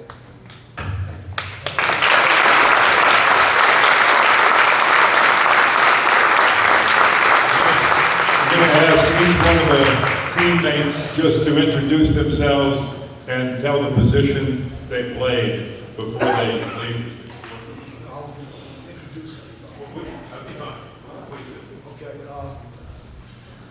And look, he did that, as he does every step back when it is, he does that step up so everybody will be able to recognize you.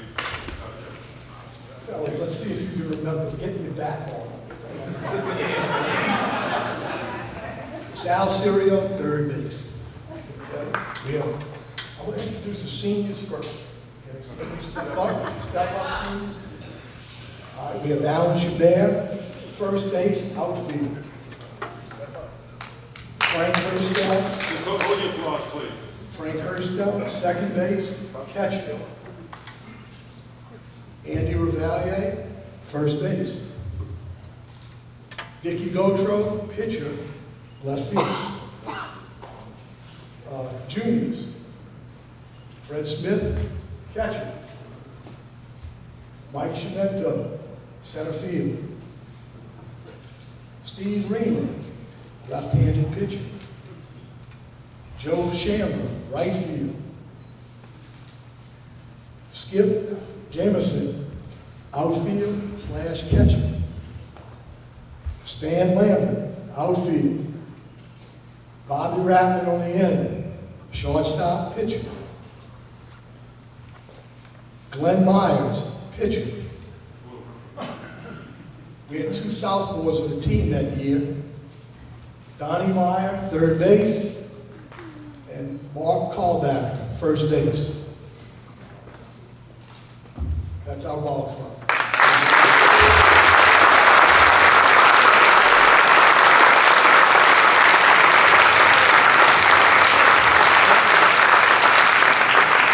Just like to say a couple of words.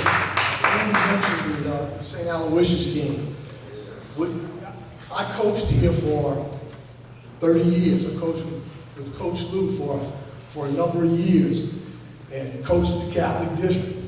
And I have never been part of a game or witnessed a game in all those years as the St. Aloysius game. As Andy said, you know, we were behind 5-0 going into the bottom of the last inning.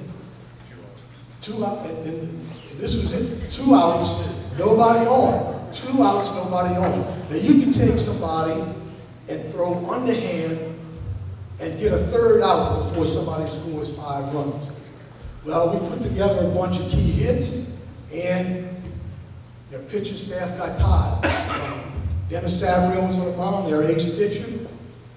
He was getting tired, got a little wild. They put their number 2 pitcher in, Steve Filati. He got wild. We wound up scoring 5 runs. After that, it went back and forth. They scored a run, I think, in the 11th inning. We scored a run in the bottom of the 11th inning. They scored a run in the top of the 12th inning. We came back and scored 2 runs in the bottom of the 12th inning.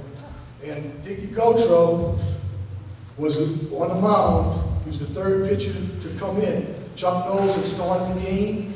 Bobby Hrapmann had come in the middle innings. And Dickie came in the last inning or the last 2 innings, I'm not sure, and got the winning hit in the 12th inning. So he got the winning hit in the 12th inning and was also the winning pitcher. But that, winning that game after that, the state playoffs was just the icing on the cake. It was the icing on the cake because we went and played Bogalusa the first game. Dickie was on the mound. Glenn Myers finished up for him through 2 innings, and they gave up a total of 2 hits. We shut out Bogalusa 10-0, 10-1. We came back that same night and had to play Woodlawn of Baton Rouge, Woodlawn of Shreveport. Now, this was a revenge game for Bobby. Okay, Bobby, Coach Faust gave him the ball, and Bobby got it. Well, Bobby had quarterbacked the football team earlier that year that lost to Woodlawn in, was it semifinals? Semis or quarter, okay? In the playoffs to Woodlawn of Baton Rouge, Woodlawn had Joe Ferguson quarterback. Joe Ferguson went on to quarterback the Buffalo Bills. Super Bowl, yeah. So, Bobby on the mound. Bobby throws a 2-hitter, okay? They had 12 strikeouts. Throws a 6-0 shutout against Woodlawn. 6-0 shutout. They had a pitcher on the mound, his name was Steve Bodie. Threw BBs. Well, we could hit fastballs, okay? So, we faced this guy who scored 6 runs off of him. After the game, he signed with the old Washington Senators. Those of you who are old enough to remember the old Washington Senators. He signed with them after the game. So we meet Chalmette in the finals. They had thrown what I thought, a lot of us thought, was their ace pitcher, Donald Hrapmann, in the semifinal. They drew a bye. Chalmette drew a bye, so they had to win 1 game. They played Baton Rouge High, not a very strong team, in their semifinals. They had to win 1 game to play for the championship. They throw their ace pitcher, Donald Hrapmann, curveball pitcher, okay? They win the game 3-0. Well, we have to face their fastball pitcher, which we could hit fastballs. Woody Epinette in the finals. The game is 1-1 all the way through. Go to the 5th inning, and we got 2 men on base. I think it was Cliff and, was it Andy? Cliff? Cliff was on. Yeah, whatever. Cliff and Andy was on base. Memory's getting bad, so. I'm pretty good. Mike Schmento hits a triple left center field against the wall. 2 runs come in. They made a bad relay throw. He comes in. That puts us ahead 4-1, and that was the finals. So, that ended a great season for us. And, it's a shame that 2 guys who really would have appreciated being here tonight, 2 of my closest friends, Chuck Knowles, who's already in this Hall of Fame, and Cliff Myers, 2 key components of this ball club. But this ball club, what made us special is we were all friends. We all got along. There were no prima donnas on this team. There was nobody who stood out and said, it's all about me. It was all about the team. And I think that's what made this team special. So, again, if you ask, why did this team get picked? I think that's the main reason, because we all got along. A lot of us played basketball, so we had 5 starters coming from basketball season into baseball season, and we didn't have a preseason in baseball. And I think one of the reasons why was because we had 5 starters coming from basketball, so we really didn't have a preseason in baseball. But again, I think that's what made that team special. And I want to thank the committee for selecting us for this great honor. And like I say, I've been here 29 years as a coach and a teacher, and 5 years as a student. And this is my greatest honor here. Thank you.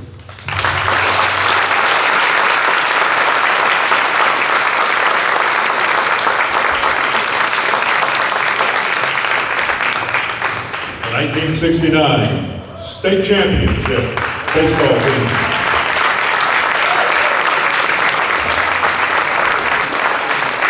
Before we do our final one, I just want to remind everybody that immediately after you can take pictures, but also we will have coffee and cake in the huddle, and you can take that time to congratulate all of our award winners. The final award this evening is a brand new award, and before I make the presentation for the award that you can see who's going to be the recipient of that in the program, let me say that this award is being presented to Rosemary Odinet, and this award will now become an annual award presentation recognizing someone who has dedicated their hearts and souls to Holy Cross, helping to live the ideals of the Holy Cross man and living up to the motto, Crux spes unica, the cross is our only hope, and in a reflection of a life of Christ, bringing the love of Christ to others through service. And the lady who's going to win this award, it'll be named after her from here on out. You can read all about her, but just to summarize it, because a life of service deserves something to at least be reminded of to everyone who is here tonight. Rosemary Odinet had 7 sons who attended Holy Cross for 23 calendar years, from 68 to 91. If you counted that separately, it would be 50 school years. And during her several times as the president of the Athletic Association, she helped organize fundraisers. She helped buy equipment.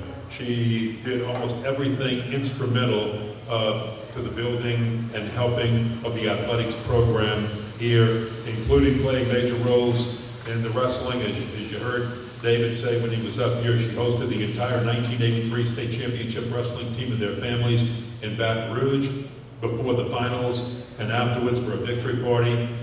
She was even asked by Jesuits coach Sam, the Jesuit wrestling coach, to provide food for the coaches and wrestlers at the tournament when their hosts forgot to, and she gladly did it because the Catholic League, after Holy Cross family, the Catholic League is still a family.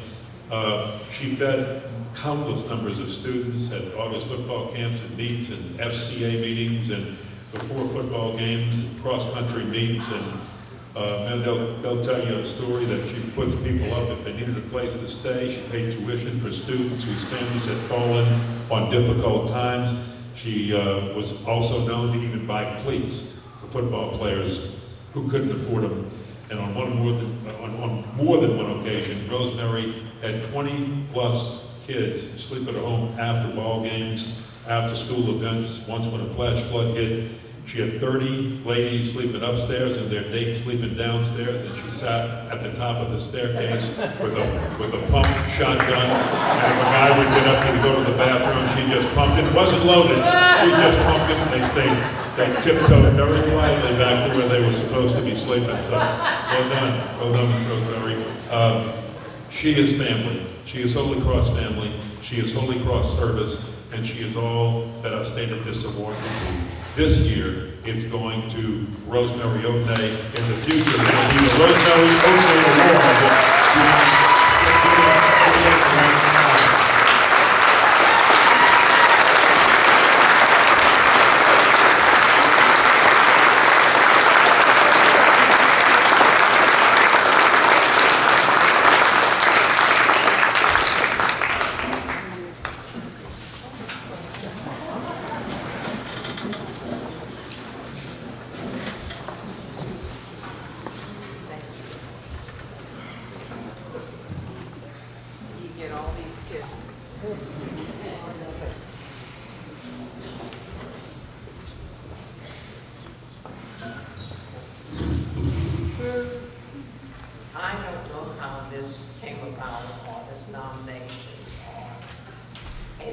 about it, except that one day I was told that I was going to receive this award. I love Holy Cross, but let me preface this statement. My sons were going to Jesuit. The priest that married me was from Jesuit. I attended Jesuit. Whenever I needed tutoring in college, I ran to Jesuit. And then I had a son that came along, and he said, I'm not going to that school. And he meant it. Well, I didn't anticipate him fighting me all the way, but he did. Mr. Shimento's family took him to Holy Cross ball games. And from there on, I didn't count anymore. He had to go to Holy Cross ball games, he had to go to football, he had most of baseball with the Shimentos. And when it was time for him to go to school, I was aghast. Father Elliot, the priest, I said, he doesn't want to go to school here. He said, let him go to Holy Cross. And if you're not satisfied, we will take him. Well, I was not satisfied with this grade, but I would not move it. Holy Cross has been phenomenal. 7 boys here, and every one of them has received a wonderful education. The teachers have been phenomenal. Some of them I haven't agreed with. And some of them were a little bit lenient. I had some that played football, no basketball players. I had cross-country track, and most of all, wrestling. Wrestling was my thing. My kids enjoyed it, and I loved it. But getting back to their education, they were not all stellar students.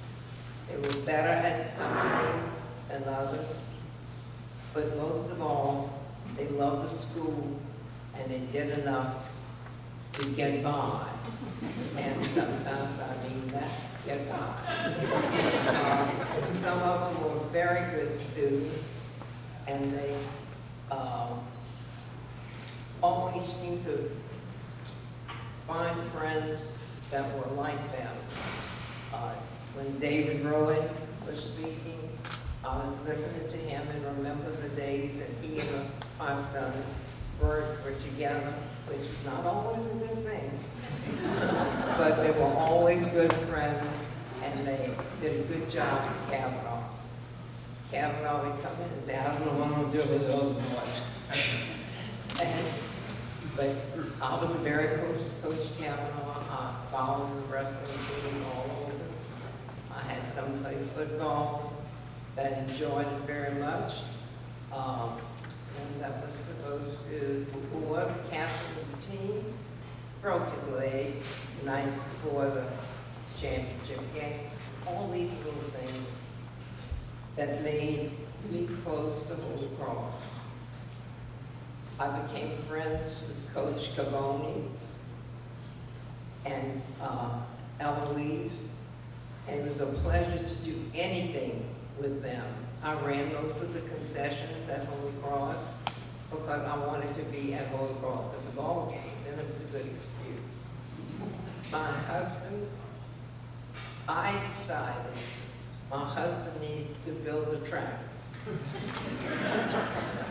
And he said, well, you know, it's going to be a little difficult. I said, yeah, go ahead, we'll build a track.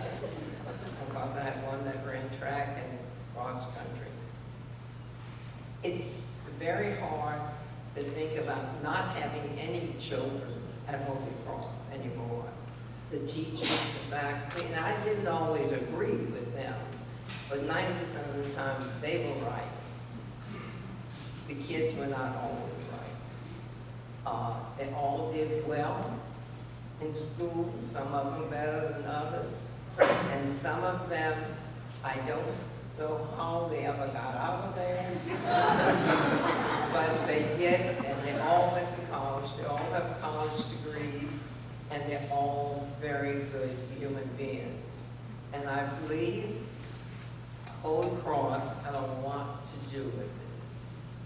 And I have one son that works, his whole life is spent working for Holy Cross. If there's something going on, a fundraiser or something, he's out hustling for Holy Cross. I said, John, people will get tired of listening to you. That's all right. But I want to thank Holy Cross for what they have done for me. And I hope all the families realize what a phenomenal school this is. It makes good human beings, not necessarily stellar students. We have our stellar students, but we have good students that come out of Holy Cross that are competitive with students all over the country. And I have to thank Holy Cross for what they've done for my children and for all of your children. And I look forward to continuing to be of any help I can to Holy Cross. Well, you know, Ed, everybody was crazy. David Rowan, he's crazy, making me crazy. But Ed was a good soul, and we miss him very much. And we miss all our faculty members that are gone. And I hope that most of them will come back for functions like this so we can show our appreciation. God bless Holy Cross.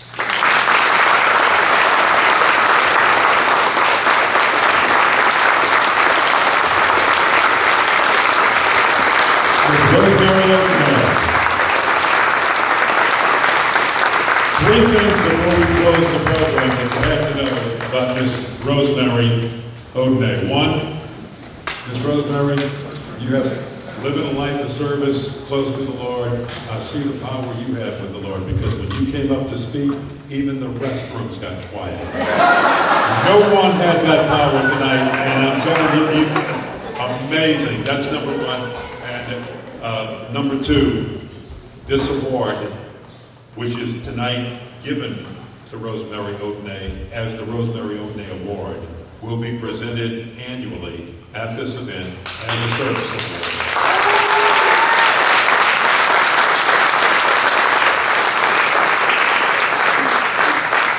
And the third thing is this plaque, which will stand like this.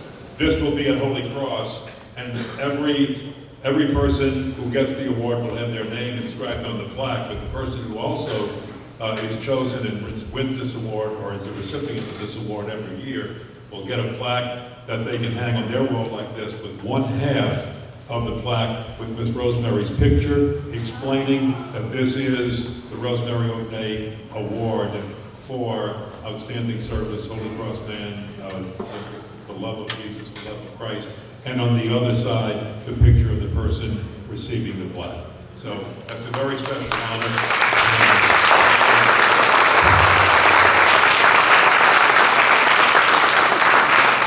Last thing, the plaques that you received tonight, these are the ones that you as a Hall of Fame inductee can take home, hang here, and as soon as we find a place to hang the plaques at Holy Cross, an identical plaque will hang in the Hall of Fame area when one is finally found, that we can get the plaques up. So you'll be hanging here in the halls forever as an inductee into the Classic Hall of Fame.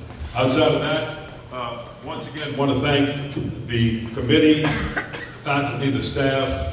Eric, thank you, and Mike Biomonte, and everybody at Holy Cross faculty and staff for making this happen. Remember, we have coffee and cake. Take some pictures, celebrate with everybody. Oh, we have to do a little unveiling. I forgot about that.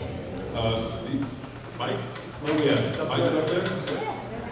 How about we could use a little drum roll if y'all want to help out here. So a little drum roll. And class of 2019, Holy Cross Hall of Fame.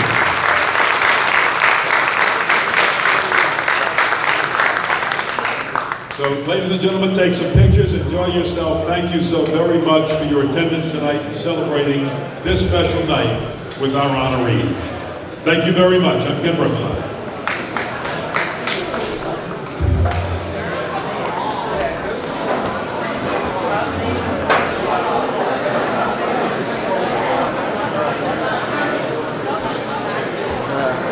touch.